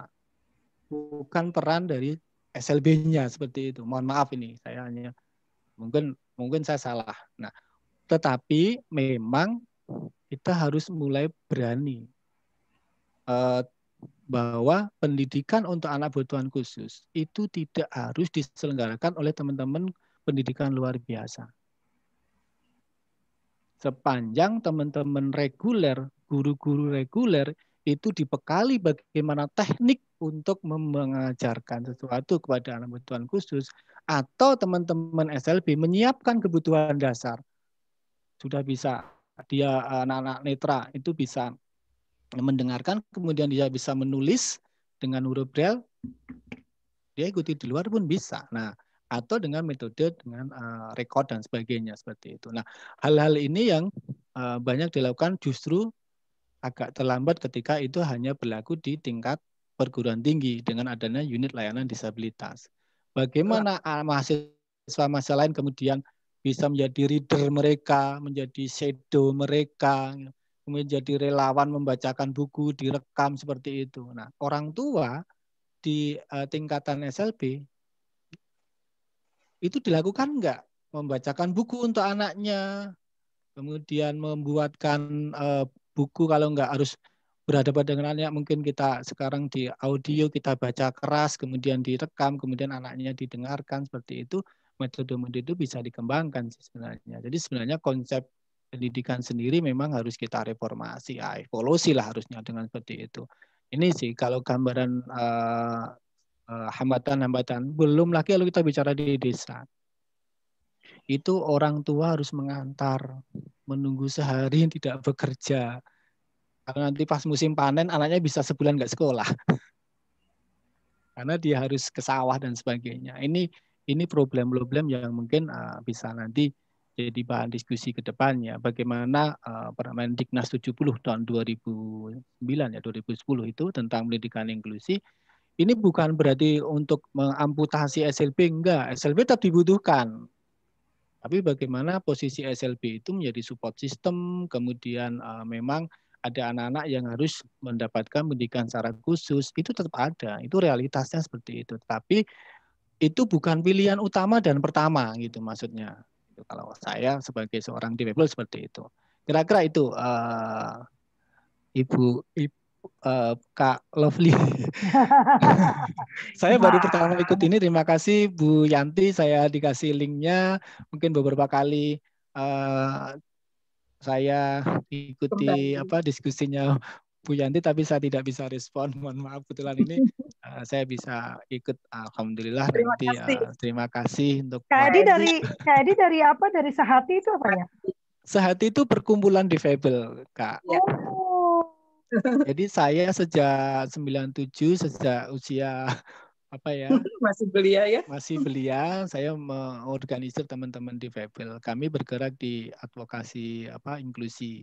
Minta kontaknya katanya Kak nih. Iya, saya ada di pendidik semua sih. Saya kebetulan juga sebagai ketua unit layanan disabilitas untuk penanggulangan bencana Provinsi Jawa Tengah. Dan saat ini saya di ASB Indonesia Filipina untuk program Lean On. Dan, ini teman-teman ASB nih, ya. Iya. Edi, boleh dong berbagi nomor kontak WA mungkin di chat atau boleh. Ya, sehingga ya. Ada Bu Yanti udah punya. Saya di grupnya Bu Yanti, tapi saya sementara nyimak, mudah-mudahan nanti bisa ikuti sih. Ya, karena kan Asapena bukan mau menjadi pahlawan di siang bolong ya. Iya, betul. Kami memulai karena kami punya platform Asapena Menyapa ini yang bisa digunakan gitu kan. Mengundang sebetulnya semua pihak, semua stakeholder untuk bersatu, kita berpikir bersama gitu. Ini nih pandemik ini mengingatkan kita semua bahwa ini bukan saatnya saya paling hebat, dia kurang hebat, menuding. Ini saatnya kita bergandengan tangan. Sudah tampak kan? Fakta bahwa kita selama ini menafikan peran orang tua, ya kan? Kalau kata Profesor Supriyono itu kan mengebiri orang tua, ya kan? Itu tampak di hari ini. Ya kan, pengamputasi ini tampak di saat ini kan, dengan BDR ini anak-anak stres, orang tua stres karena tidak ada komunikasi yang baik antara sekolah dengan orang tua. Waktu mau memulai ini juga jadi permasalahan karena sudah dalam kondisi pandemik gitu kan, dalam kondisi bencana darurat, baru mau memulai gitu. Agak sulit karena yang di sekolah juga dalam kondisi panik dan kebingungan gitu kan. Orang tua juga panik dan kebingungan. Istilahnya kalau mau pacaran, baru mau mulai pacaran, yang satu lagi patah hati, yang satu lagi patah hati, yang ada bubar kan gitu kan. Jadi ini justru melihat bahwa saat ini trisentra pendidikan dan kita ada di sisi masyarakat, kita masih benar-benar memperkuat gitu, memberi masukan gitu kan kepada pemerintah utamanya apa sih yang betul perlu dilakukan. Kita sudah hampir di ujung acara nih, mau jam 5. Benar kan? Kita sampai jam 5 kan? Iya. Iya. sampai jam 5 kan? Ya nggak kerasa ya kalau pembicara Kalau menarik nggak talkshow kerasa. ya begini. Iya. Karena begini. Jadi pertanyaannya adalah pilihannya. Karena ini ada satu ibu ini menarik ya. Dia berkata bahwa anaknya itu ada 2 ibu yang memberikan kesaksian ya. Dia bilang saya orang tua dari anak tuli, ya kan. Alhamdulillah sejak kecil anak saya sekolah di sekolah khusus tuli. Pada awalnya saya juga berharap anak bisa sekolah di sekolah umum. Hanya seiring dengan berjalannya waktu, saya merasa sekolah khusus ini adalah pilihan tepat buat anak saya, baik dari segi perkembangan emosional, intelektual, dan sosialnya. Banyak hal positif yang saya lihat dari perkembangan anak saya, khususnya dan anak-anak lain di sekolah khusus anak saya. Mereka memiliki banyak kesempatan untuk mengembangkan minat dan bakatnya. Wah, Nah, ini menunjukkan bahwa ada SLB yang bagus gitu kan? Ada, ya. Banyak kok SLB jadi judulnya ini kita sedang bukan Pak kayak benar kita saat ini judulnya bukan libas SLB bukan gitu kan? Bukan sedang tidak mengatakan libas SLB. Iya. Bisa jadi rujukan betul. Tapi realitas itu ada. Tambahan kalau Fli, silakan Bu Juju. Iya, menarik sekali tadi juga dari Kak Adi yang dari Sehati ya. Edi. Sedikit aja. Jadi kembali akhirnya ini pilihan tuh pada orang tua. Konsultasilah dengan para ahli. Apakah anak saya tepat di SLB atau di sekolah umum? Jika pilih SLB, carilah SLB yang berkualitas. Mungkin peran pemerintah juga di sini harus menghapus segala stigma dengan bukti kerja gitu, dengan bukti hasil bahwa SLB sekarang kurikulumnya begini-begini. Yang netra sekarang nggak cuma diajarin mijit, tapi lebih variasi. Disesuaikan, jadi kecepatan keberhasilan anak itu disesuaikan dengan keunikannya lah gitu. Nah, kembali ke orang tua. Biasanya tadi ada psikiater yang menyarankan untuk sekalian menjawab pertanyaan itu anak tetap di sekolah inklusi. Berarti sang ahli itu sudah melihat ada kemungkinan gangguan anak kalau di sekolah di SLB. Ada beberapa anak yang memang harus bukan harus dia ringan. Dan sekarang teknologi udah canggih, dengan aplikasi aja dia udah bisa dengar apa yang ditulis sama guru gitu kan. Jadi bisa komunikasi, mungkin orang tua lebih khawatir pada perkembangan mental. Itu jadi silakan ahli biasanya menyarankan hal yang tepat. Kalau ibu masih kurang paham, gali saja pertanyaannya. Nah, kemudian kita juga harus mendalami anak kita ini bahagianya di mana gitu. Kadang anak memang belum bisa memilih, harus kita yang mengarahkan, tapi kita tadi tidak boleh menyematkan ego kita, keinginan kita gitu lah. Karena kita pengennya di inklusi atau di sekolah reguler, terus akhirnya dia dipaksa gitu. Tapi kalau berdasarkan ahli dan pengamatan yang objektif, insya Allah orang tua akan memilihkan sekolah yang tepat gitu. Nah, satu lagi, jangan lupa bersyukur ketika anak kita sudah cocok di sekolah SLB dan SLB-nya bagus. Seringkali orang tua lupa mengenalkan mereka dengan dunia luarnya. Mereka biasa berkomunikasi dengan teman-teman sama-sama tunarungu misalnya, sama-sama netra. Ketika mereka tumbuh, dunia nyata sebenarnya adalah mereka ada di lingkungan yang belum tentu memahami mereka. Lingkungan yang lebih keras, lingkungan yang ya nano-nano gitu kan. Apakah anak-anak kita ini terlena terus bergaul dengan lingkungan yang seperti itu gitu kan? Maksudnya dengan lingkungan yang sejenis, yang punya hambatan sama, yang rasa memaklumi mereka besar, baik guru maupun sesama orang tua, sehingga mental mereka nggak siap ketika mereka harus benar-benar terjun di dunia nyata gitu. Jadi kalau saya sarankan sih seperti itu. Jadi orang tua bijaksanalah, diskusilah dengan ahli, kemudian selami juga. Naluri orang tua itu biasanya kuat sekali untuk menilai anaknya di mana yang tepat buat anak. Ketika pun anak sudah tepat yang khusus, beri juga dia kesempatan, misalnya ajak bermain di komunitas yang banyak orang macam-macam, karena mereka juga yang paling perih itu dunia ini kejam Bu katanya. Ternyata gila, nggak semua orang suka sama kita gitu loh, nggak semua orang. Nah ini adaptasi yang ini anak perlu latihan mental. Dia perlu juga latihan ditolak, dia juga perlu latihan dihardik, perlulah challenge-challenge seperti itu sehingga dia kuat. Begitu. Saya punya pandangan berbeda Bu Ju ya. Nanti kita ngobrol. Ya, karena saya tidak suka mempersiapkan anak saya untuk dunia yang mengerikan. Saya menyiapkan anak saya untuk menjadikan dunia yang baru, bahwa dunia yang indah, bukan dunia yang mengerikan. Jadi saya nggak mengajarkan anak saya tuh nanti orang akan benci sama kamu. Enggak, saya ajarkan itu harus cinta sama semua orang. Bukan. Kita ajarkan itu Mbak. Mengajarkan dunia ini menyeram, tapi kita mempersiapkan mereka seandainya ada sesuatu yang itulah tadi saya kata Bu, saya tidak pernah mempersiapkan anak saya untuk masuk ke dunia yang mengerikan. Saya mempersiapkan anak saya untuk menyebarkan kebaikan. Jadi Karena kalau ngomongnya jadilah baik gitu kan, tapi siap-siap ya kamu lihat nanti ada orang yang jahat, ya dia kan Enggak. Kamu harus berpikir positif, tapi siap-siap ya nanti ada orang yang benci sama kamu. Ya, saya akan saya menghilangkan yang negatif itu, saya cuma katakan. Iya betul, setuju. Cintai semua. Setuju. Ada pertanyaan yang menarik, ada yang menarik tadi Bu. Tadi Bu, nanti Bu Jubaida ya. Nanti terakhir bapakku ada nggak? Pak Samto ada di situ nggak? Ada pertanyaan dari Mbak Madi. Nanti saya minta Pak Samto memberikan kata penutup ya Pak ya. Karena ini banyak sekali yang sudah diberi masukan dan saya tahu Pak Samto udah gatel mau menjawab ya. Bapak mulai dengan ini ya, mulai dari pertanyaan Mbak Mediana, ada nggak sih pemetaan kondisi sekolah inklusif dan kondisi SLB? Ya, karena Bapak kita juga baru diangkat jadi direktur, nanti dia ngomong, saya juga baru ini, kamu jangan. Nggak apa-apa, pasti udah dapat banyak. Tadi ada pertanyaan yang menarik sebetulnya ya. Tadi Ibu bilang kalau ahli itu sudah berkata, itu pasti benar. Ya yang terjadi di lapangan, orang tua itu jadi belanja muter-muter karena ahli yang satu bilang apa, ahli yang satu bilang apa, ahli yang satu bilang apa, akhirnya nggak berhenti. Ini nurut, yang itu nurut, yang itu nurut. Itulah kenapa sampai menyapa anak luar biasa ini kami adakan. Ayo yang para ahli itu, ayo ngumpul gitu. Kita tidak berkata saya yang paling ahli, dia yang kurang ahli gitu. Karena kalau kita tetap pada posisi kita masing-masing, yang menjadi korban adalah anak-anak. Gitu. Yang kita ini sedang tidak bicara tentang orang tuanya, kita sedang tidak bicara tentang sekolahnya, kita bicara tentang anaknya. Bagaimana kita bisa memberikan layanan yang terbaik untuk anak. Saya mau berikan kesempatan untuk Pak Direktur kita ya, untuk memberikan responnya. Bapak, monggo. Oke. Mana Terima Bapak? kasih. Dengar nggak? Ya, kelihatan. Bapak. Silakan. Di mobil saya. Ya. Terima kasih, luar biasa ini diskusinya dan masukan yang luar biasa. Yes. Dan untungnya saya direktur baru, jadi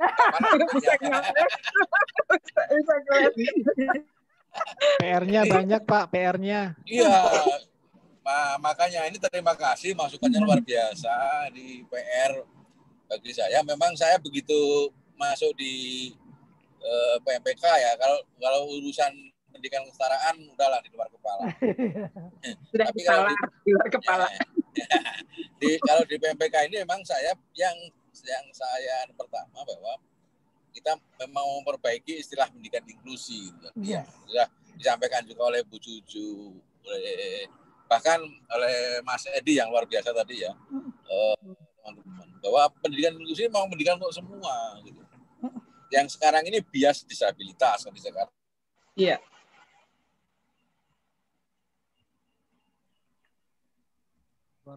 Seolah-olah itu diuntungkan, padahal enggak gitu kan. Ini kadang-kadang kita mempunyai pandangan yang kalau yang orang awam itu seolah-olah ini membantu anak-anak teman-teman disabilitas, tapi padahal melecehkan gitu kan. Karena orang bilang begitu. Makanya kita ingin angkat pendidikan inklusi itu lebih tinggi lagi bahwa ini untuk semua. Perkara pendidikan untuk anak-anak disabilitas memang kita harus sediakan. Saya mengibarnya gini, kalau kita membangun rumah, tanahnya konturnya berbeda, kita harus samakan dulu pondasinya kan, konturnya. Jadi hambatan-hambatan itu harus dihilangkan. Seperti tadi saran Mas Edi tadi, kalau anak-anak yang tunarungu kan dia belajar dasarnya kan harus belajar komunikasi dulu. Bagaimana dia belajar bahasa isyarat, belajar membaca gerak bibir. Itu kalau itu sudah dikuasai, dia bisa belajar dimanapun kan gitu. Nah, dan bisa di sekolah-sekolah reguler, tidak harus SLB. Saya nggak begitu nggak begitu risau dengan itu. Tapi SLB justru kalau ke depan saya ingin jadikan itu sebagai pusat sumber atau sebagai unit layanan disabilitas. Memang belum semua kabupaten kota ada SLB negeri ya. Bahkan ada 60 kabupaten kota itu yang belum ada SLB-nya. Nah, ini. Karena perlu ada namanya tadi unit layanan disabilitas. Memang di perguruan tinggi sudah ada ya beberapa. Kita harapannya unit layanan disabilitas itu ada di semua kabupaten kota yang nanti mensupport sekolah-sekolah inklusi itu yang sekarang disebut sekolah inklusi itu.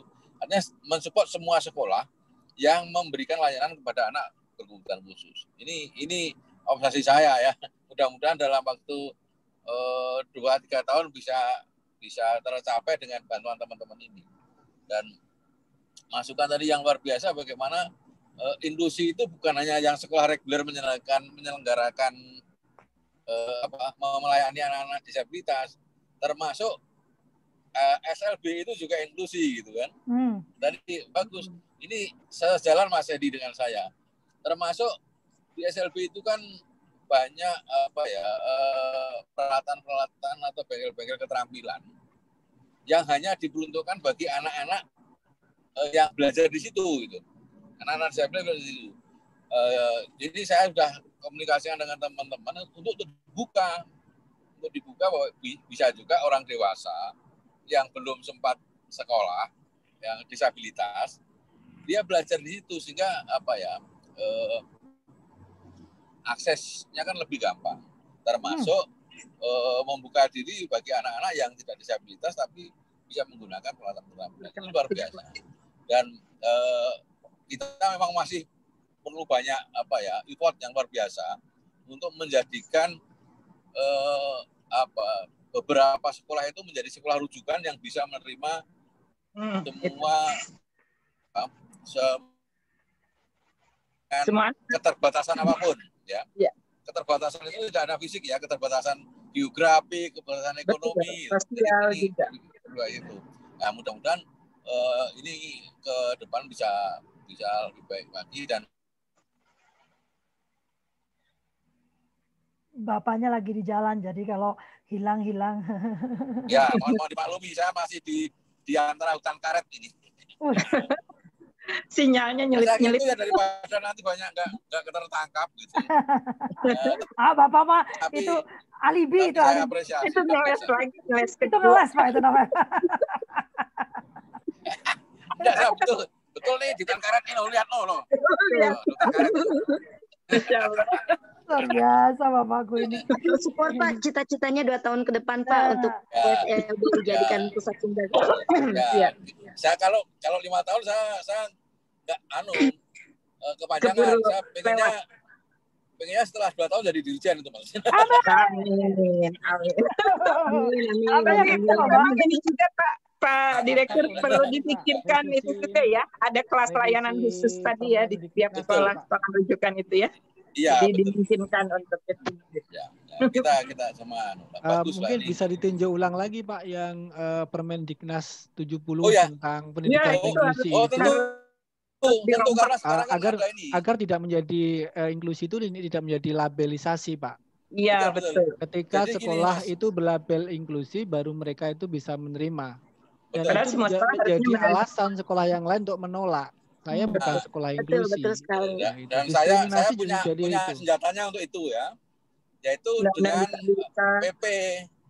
PP yang baru tentang layanan unit disabilitas 13. Ya, unit disabilitas tapi belum disahkan Pak. PP-nya sudah. Itu disahkan dulu Pak. PP tentang pendidikan akomodasi inklusi layak disahkan anak dulu. Pak. Akomodasi layak apa gitu? Nah, sekarang kita sedang membuat Permendikbud tentang akomodasi layak anak. Nah, dari situ akomodasi layak anak ULD nanti langsung pendidikan inklusi itu bukan lagi Permendikbud nanti. Ya, harus PP. Menjadi undang-undang. Iya. Undang-undang siap. Undang-undang siap mendukung Pak, nanti saya siap. Keren. Revisi undang-undang pendidikan. Saya sedang naikkan ke atas undang-undang pendidikan bahwa nanti itu pendidikan layanan itu semua keterbatasan itu harus termasuk anak-anak disabilitas seperti yang tertuang di di SDGs kan. Nah, kita aduannya ke situ. Lebih naik lagi ke undang-undang juga sudah itu Pak mewajibkan untuk makanya nanti kalau undang-undang SDGs-nya kita masukkan bahwa anak-anak jadi bukan inklusi itu bukan anak-anak ABK tapi inklusi itu adalah pendidikan untuk semua gitu.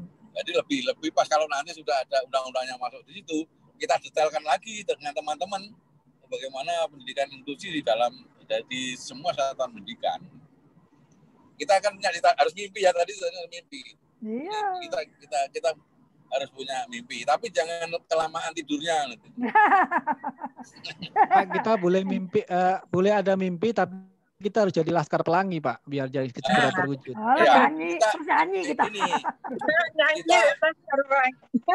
Kita Laskar Pelangi kita punya mimpi, harusnya. Ya, punya mimpi, tapi harus bangun untuk mewujudkan mimpi. Yes. Ya, yang Bang itu yang bisa hanya Laskar Pelangi, Pak. Kita hari ini jadi Laskar Pelangi. Terima kasih Bapak Direktur. Ya. Terima kasih perjalanan karena tadi perjalanan nggak nyaman. Saya kasihan teman-teman dengarkannya kan sambil goyang-goyang gitu ya. Kalau kita juga goyang, Pak. Kita juga sambil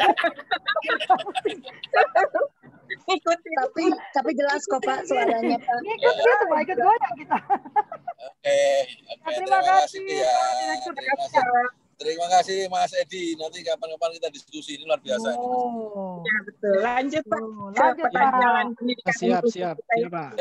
Ya, itulah kenapa saya mengundang. Kami juga sedang mengembangkan ini Pak, layanan untuk sanggar inklusi. Jadi selain ada layanan terapi, juga ada layanan pendidikan. Sehati tahun 2019 mendapatkan award dari Zero Project untuk inovasi praktis akses pendidikan dan kesehatan bagi anak disabilitas. Konsep rehabilitasi bersumber dari masyarakat CBR. TOP BGT. Saya mengajak semua pihak sebetulnya. Tadi saya katakan ini sudah lagi bukan saatnya mengatakan oh kami jago sana jago. Kita sudah melihat komitmen Pak Direktur kan ini karena sekarang Asapena bisa ngomong banyak karena direkturnya satu. Kalau dulu kan kalau bicara anak kebutuhan khusus itu harus nyebrang Direktorat Jenderal dulu kan ke formal. Sejak Bapak beliau ada menjadi direktur dan ternyata disatukan. Kami berani menyelenggarakan Asapena anak luar biasa ini. Saya mengundang kita semua untuk membantu Pak Direktur. Kita wujudkan konsep mungkin ya Teh ya. Kita bangun satu konsep bersama. Bagaimana sebetulnya layanan yang tepat untuk anak-anak berkebutuhan khusus ini. Memang yang saat ini kami fokus pada anak-anak autisme ya. Semata hanya untuk menstrukturkan pola berpikir gitu ya. Tapi sebenarnya kita bicara anak luar biasa itu, iya itu semuanya sebetulnya. Cuman memang kali ini si bapaknya langsung terlempar. Udah selesai dia ngomong dia terlempar. Ya, jadi saya mengundang Pak Kak Edi yang punya banyak pengalaman. Kalau Lovely mah cuman jago ngelus-ngelus doang gitu, bakar-bakar gitu kan, ya kan. Bersama Rani, bersama Ibu Julaiha, Ibu Siti Jubaidah, ya Bu ya, jangan mati obor, kita teruskan diskusi kita. Setiap Selasa kita akan bergabung dan kita akan mewujudkan bersama. Kita bantu teman-teman di Dikbud yang sudah punya niat yang baik ya Kak Edi ya, sudah dilihat tadi ya, sudah punya niat yang baik. Kita jangan nunggu, jangan bilang oke Pak kami mendukung terus begini, gitu kan? Iya kan? Ya Kak Edi, itu kenapa suaranya nggak ada Kak Edi? Kamu nggak ada suaranya, kamu ngomong apa? Unmute dulu Pak. Unmute dulu Kak. Suaranya kagak ada, kamu ngoceng sendiri. Padahal nggak di mute loh, tapi kok nggak ada suaranya ya? Loh, sekarang di mute lah sekarang. Kak Edi mau ngomong nggak sih? Tadi dikirain saya udah motong Kak Lovely, saya mohon maaf saking semangatnya. Enggak apa-apa. Cuma masalahnya kakak tuh kelihatan berbicara nggak ada suaranya, makanya aku bilang Kak Edi mau ngomong apa? Ya mungkin headsetnya ada di bawah gini dan naikkan. Benar, tadi komitmen dari Pak Direktur itu harus Pak kita pegang itu sebagai janji beliau dan kita harus jaga itu mengawalnya karena beliau juga pasti akan menghadapi tantangan di internal dan hambatan yang tidak kecil di internal juga. Itu yang harus kita bisanya nyumbang pengalaman kita di lapangan ya. Dan fakta dan data ini harus kita kumpulkan. Kita mungkin tidak bisa hanya sekedar bicara, tapi harus data dan fakta ini harus kita kumpulkan sebagai alat advokasi. Betul. Jadi kalau kita nggak bisa menunjukkan datanya ini juga pikiran kita hanya istilahnya menggunjing ya. Ini saya rasa juga perlu kita mari bareng-bareng kita membangun strategi kita bersama-sama sih. Tulisannya nanti cakep, TJAKED, cakep. Suara KED-nya kecil. TJAKED. Masa kecil? Cakep. Udah besar belum? Ya, Saya kira itu dulu, nanti kita bisa ini bagaimana nanti Pak Direktur ini juga tetap Ibu mau bicara tapi boleh 3 menit saja boleh ya, sudah itu hampir Kak Edi masih bicara cuma ya kita beri waktu Bu Maulida, tapi 3 menit aja Bu ya, sudah mau maghrib ya. Silakan. Ya. Assalamualaikum warahmatullahi wabarakatuh. Waalaikumsalam. Ini keren sekali Kak Rofli, sekolah kaidah sekolah di kota tapi di pinggiran. Terus baru dilibatkan untuk menjadi Pasnas SRA. Nah, beberapa hari yang lalu ada teman, dia pernah honor di Dikbud, terus punya anak berkebutuhan khusus sih, enggak cuman dia tidak bisa mendengar. Terus kalau dimasukkan ke SLB, kata psikiaternya itu tadi akan berdampak buruk kepada perkembangan jiwanya. Mau dioperasi usianya belum bisa. Nah makanya Kak Ida tertarik, kebetulan Kak Yanti ngajak Kak Ida di grup ini, jadi sangat materi ini sangat menarik sekali. Alhamdulillah. Rencana untuk menerima dia sebagai siswa walaupun sekolah kami bukan sekolah inklusi. Ya. Buka dulu Bu, dibuka dulu untuk semua anak. Itu tadi yang Kak Edi bilang, enggak boleh lagi inklusi itu sebuah label ya Kak Edi ya. Inklusi itu adalah sebuah konsep bahwa kita menerima anak dalam kondisi apapun. Nanti terima dulu Ibu, terima dulu. Nanti dengan kehadiran anak itu, saya yakin Bapak Ibu guru sekolah itu akan menjadi sekolah yang ramah terhadap anak. Karena yang pinter itu nanti tidak hanya anaknya saja, tapi lingkungan sekolah itu akan semakin pinter. Betul. Itu strateginya. Pasti Bapak Ibu guru akan belajar. Dan itu akan menjadi kalau nanti mau cari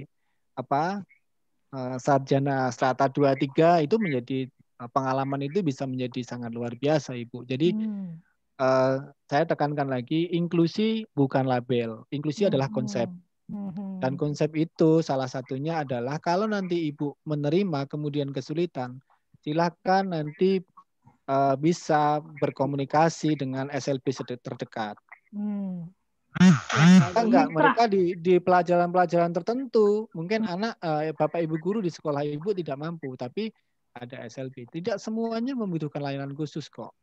Tapi pasti ada satu titik-titik yang bisa diisi oleh Bapak Ibu secara reguler. Itu yang harus dimaknai. Sebenarnya anak-anak SLB kalau nanti kita lihat, itu sebenarnya banyak titik yang bisa diintervensi oleh guru-guru reguler. Tapi karena hanya ada label kecil, dia pakai tongkat, dia pakai kursi roda, dia kemudian udah takut duluan ya. Menjadi ini karena label tadi gitu. Nah ini yang harus ini kan. Monggo nanti ini saya rasa yang penting diterima dulu. Siap Kak. Diterima dulu, kemudian apa kesulitannya, pasti Ibu tidak akan berhenti menyerah. Tetapi akan menjadi solusi. Dan itu yang penting adalah itu menjadi amal ibadah Ibu nanti. Ya baik, kalau Fli boleh saya nambahin sedikit. Boleh sambil closing statement. Jadi sebenarnya gini, kita perlu pahami konsepnya, kasih aja. Konsepnya anak berkebutuhan khusus itu sebenarnya luas ya. Jadi ada anak yang temporer, ada anak yang permanen ya, dan anak yang mengalami cerdas istimewa, bakat istimewa yang tadi sempat disampaikan oleh Kak Lovely. Jadi kalau dibilang kita inklusi, kita yang ada semua di sini adalah inklusi. Betul. Jadi di SLB pun semua itu inklusi, ya. Jadi konsepnya seperti itu. Jadi kalau memang kita pahami bahwa ada ABK yang temporer, artinya dia bisa berubah karena situasi tertentu. Misalnya karena ada kondisi divorce dari keluarga, ya ayah bunda yang tidak harmonis, membuat dia menjadi murung untuk berangkat sekolah, dan itu pun butuh penanganan. Gitu. Jadi seperti itu ya. Dan untuk Ibu Maulida ya, mungkin nanti bisa ditelusuri juga ya Bu, usianya berapa ya, kalau memang apakah pendengarannya itu memang lost hearing atau 8 tahun usianya. Berapa tahun Bu? 8 tahun. 8 tahun. Jadi untuk anak-anak tunarungu yang mengalami gangguan pendengaran, biasanya itu sebaiknya biasanya dokter itu menyarankan dia kalau mau diimplan itu sebelum usia 3 tahun ya Bu ya. Gitu. Kalau mau implan, karena memang dia benar-benar lost hearing. Artinya dia kehilangan total pendengaran. Nah, tapi kalau memang dia hanya membutuhkan alat bantu dengar ya, nanti bisa dikonsultasikan apakah memang kehilangan pendengarannya itu pada taraf yang mana, ringankah, sedangkah, atau seperti apa gitu. Jadi nanti kalau itu sudah ketahuan, ini kita akan memetakan sekolah mana yang memang akhirnya tepat untuk anak ini gitu. Saya tekankan sekali lagi bahwa memang khusus untuk anak-anak yang tunarungu ini memang harus bisa lebih bukan tunarungu saja sih ya, artinya lebih selektif lagi, karena kalau tunarungu itu pemerolehan bahasanya yang sangat penting sekali. Berbeda cara penanganan anak yang rungu dengan anak-anak yang hambatan lainnya. Seperti itu, Bu. Jadi nanti mungkin Ibu bisa membuka link ya, sekolah khusus tunarungu Santirama. Ya, mungkin bisa berdiskusi di sana, bisa bertanya secara langsung ya, via email atau dan lain sebagainya ya, Bu. Untuk mengetahui informasi-informasi mengenai hal-hal yang memang masih Ibu bingungkan gitu ya, masih Ibu perlu pertanyakan gitu. Mungkin ini bisa membantu ya Bu ya. Iya, saya sedikit menanggapi ya Bu Siti Jubaidah. Silakan Pak Edi. Ya, jadi saya menekankan sekali lagi untuk kita semua, inklusi itu harus dimulai dari kita sendiri, kita sepakat. Kemudian mohon kita lepaskan dulu stigma-stigma, label-label yang ada di kita terhadap anak-anak berkebutuhan khusus. Jadi itu yang harus kita langgan dulu. Jadi setiap anak disabilitas atau difabel itu unik. Dia sama-sama tuli, belum tentu kebutuhannya sama. Nah itu yang harus kita yakinkan dulu. Maka pentingnya di awal itu adalah asesmen. Dan asesmen itu melibatkan berbagai pihak loh sebenarnya. Nah yang kedua, ketika ada hambatan pendengaran, ibu bisa mengajarkan tidak harus dengan bahasa isyarat yang baku. Tetapi mungkin anak itu udah 8 tahun. Selama ini kan mereka sudah berkomunikasi dengan orang tuanya. Dia punya bahasa-bahasa ibu. Nah, pentingnya melibatkan orang tua tadi. Untuk mengenalkan kosakata awal itu adalah orang tua mungkin sudah punya pengalaman itu. Nah, pentingnya peran orang tua. Nah, kemudian anak tuli itu juga dia tidak kebanyakan teman-teman yang saya temui tuli itu dia tidak punya hambatan intelektual, hanya dia hambatan komunikasi. Ketika kita sudah bisa membangun pintu komunikasinya itu, maka kita bisa masuk untuk memasukkan pelajaran intelektualnya dan sebagainya. Banyak teman-teman seperti itu. Nah, sekali lagi kita tidak boleh kemudian kita sudah menangani anak itu sudah membawa satu beban dulu. Tapi anggaplah kita lihat dulu. Mungkin orang tuanya di rumah bahasanya seperti apa. Melarang dia itu bagaimana. Mengajak dia itu bagaimana.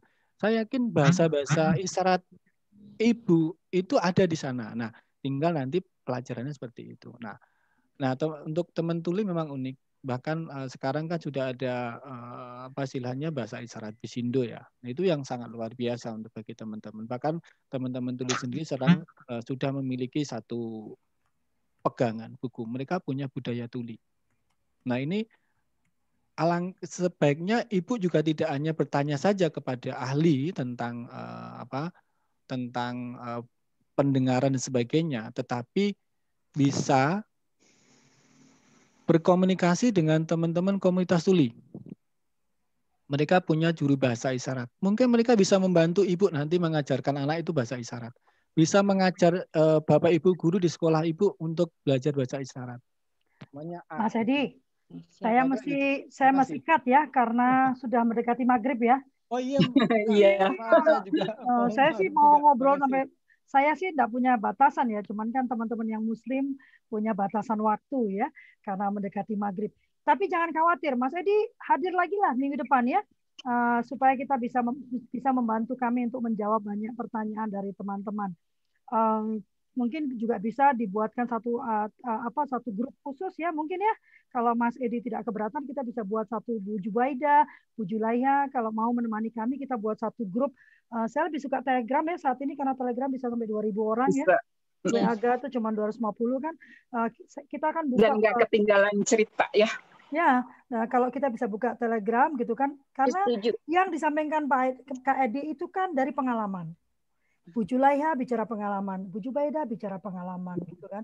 Dan itu semua kalau menurut saya ilmu yang kita dapat tuh wajib dibagikan gitu kan, karena Tuhan memberikan kita ilmu untuk menjadi terang buat orang lain kan. Nah, kalau kita punya WhatsApp group, Telegram group ya Rani ya mungkin ya, itu bisa menjadi tempat untuk berbagi cerita, berbagi, karena fokus utama kita ini bukan diri kita ya. Fokus utama kita saat ini bukan diri kita, bukan sekolah kita, bukan lembaga kita. Fokus utama kita adalah anak-anak ini loh. Bagaimana kita bisa memberikan layanan yang terbaik untuk anak-anak ini. Saya harus menutup acara ini dengan sangat menyesal. Saya senang sekali karena ini saya mau berterima kasih yang luar biasa kepada Ibu Siti Jubaida, kepada Ibu Julaiha, karena terus terang kami menghubungi mereka berdua ini mepet banget. Ya, mepet banget. Dan saya tapi kalau sudah jodoh nggak kemana, rezekinya pasti kosong. Alhamdulillah. Susah sekali dengan bisa silaturahmi ya Bu. Iya, kami benar-benar mepet banget, sehingga saya bilang udah deh nggak usah pakai PowerPoint Bu, udahlah namanya juga mepet keterlaluan amat kita minta PowerPoint kan. Tapi ternyata diskusi hari ini luar biasa, Mas. Lebih seru. Sudah hadir ya. Tiada kesan tanpa kehadiranmu gitu ceritanya kan. Ibu Maulida, terima kasih Pak Jansianus. Beberapa ini saya lihat ini terima kasih untuk semua yang hadir ya. Teman-teman ini teman-teman yang sudah setia di acara Sampai Menyapa Anak luar biasa. Mas Edi, minggu depan datang lagi ya. Hadir lagi minggu depan ya. Insya Allah, tapi mungkin agak-agak telat juga sih karena saya saat ini sedang persiapan untuk program penjangkauan dampak COVID-19 ya. Jadi iya betul. Hari ini betul saya di hotel untuk besok pagi pembekalan para promotor. Jadi mumpung ada kosong tadi saya bisa masuk. Agak itu pun telat. Tapi saya akan perlu sekali kita buat Telegram grupnya. Ayo teman-teman. Iya, betul. Terhubung dengan saya di 0857 8086 6689 ya. Nah, kenapa mesti terhubung dengan saya? Nanti saya akan sharekan undangan untuk masuk ke Telegram grupnya. Ya, 08 Mas Edi nggak usah dicatat, kamu sudah terhubung dengan saya di nomor yang lain. 0857 8086. Aku tahu kamu nyatat 6689 ya. 0857 8086 6689. Segera saya akan bagikan, saya akan segera buatkan Telegram grupnya, atau Rani mau buatkan ya? Nanti segera kita bagikan linknya untuk masuk. Dan kita mulai bersama-sama membangun mimpi kita ya. Tadi membangun, kita bukan hanya mengawasi Pak Direktur, memastikan dia membuat janjinya, tapi kita memberikan masukan yang nyata gitu kan. Pak, ini loh yang terjadi. Kalau perlu kita sama-sama menghasilkan naskah akademik ya Tayanti ya. Supaya lebih jitu lagi apa yang mau kita sampaikan. Sudah waktunya para guru bergerak, menurut saya. Iya, menggerakkan keluarga. Para guru bergerak. Bukan lagi itu. Jangan hanya digerakkan, tapi harus menggerakkan. Sudah waktunya para guru. Juga orang tua ya. Ya, orang tua. Di sini banyak guru. Orang tua harus guru dulu bergerak. Jadi penggerak sentra pendidikan. Yes. Yuk, kita punya direktur yang sudah sangat terbuka. Jangan cuma mendukung, jangan cuma mengawasi. Oh, pasti ngomong doang nih. Tapi kita juga bergerak nyata. Kita mengumpulkan semua pengalaman kita. Kita susun jadi sebuah usulan yang nyata, gitu ya, dari kita untuk bangsa kita. Sampai ketemu lagi minggu depan, Ibu Julaiha. Saya lagi terima kasih, Ibu Jubaida. Terima kasih, Teteh, Kak Rani, Kak Hoti, Kak Edi, semua teman-teman. Terima kasih banyak atas nama atas semalam juga. Saya memohon maaf yang sebesar-besarnya apabila ada pernyataan, perkataan atau gestur yang kurang pas atau dirasa menyinggung. Tidak ada maksud bagi kami untuk menyinggung. Kami hanya ingin menyuarakan apa yang kami yakini dan berharap bisa menginspirasi. Sampai ketemu lagi hari Kamis. Hari Kamis ada Sampai Menyapa Pendidik jam 2.30 Kak Edi kalau sempat ya. Dan yang perempuan Kan tadi sudah perlunya dukungan psikososial. Saya mengundang teman-teman yang perempuan untuk bergabung dalam Opret. Nanti silakan kontak saya beri linknya untuk bergabung. Terima kasih banyak. Pak Samto, hati-hati. Matur nuwun. Pak Direktur, terima kasih. Sukses acaranya. Terima kasih buat Asapena. Sukses terus acaranya, bermanfaat, berkah ya. Senang sekali bisa diajak belajar di sini bersama-sama. Terima kasih semua. Foto bersama dulu, foto bersama dulu. Siap-siap. Pakai screenshot. Siapa yang siap dulu? Gini. Supaya Mas Edi masih ngubungin aku, Pak Edi tolong di screenshot nanti kasih ke saya ya. Pinter kan? Aduh. Tadi sempat 76 atau 78 orang yang bergabung. Keren. Rupanya waktu Pak Direktur mau bicara langsung takut semua. Keluar semua. Iya langsung itu. Enggak lah. 30 sekiannya tuh anak stafnya Pak Direktur jangan-jangan. Iya, Pak. Oh iya, jangan-jangan stafnya disuruh nonton semua kata Pak Direktur. 30 tuh jadi sekarang sisa 46. Tapi keren, super keren. Lanjutannya mudah.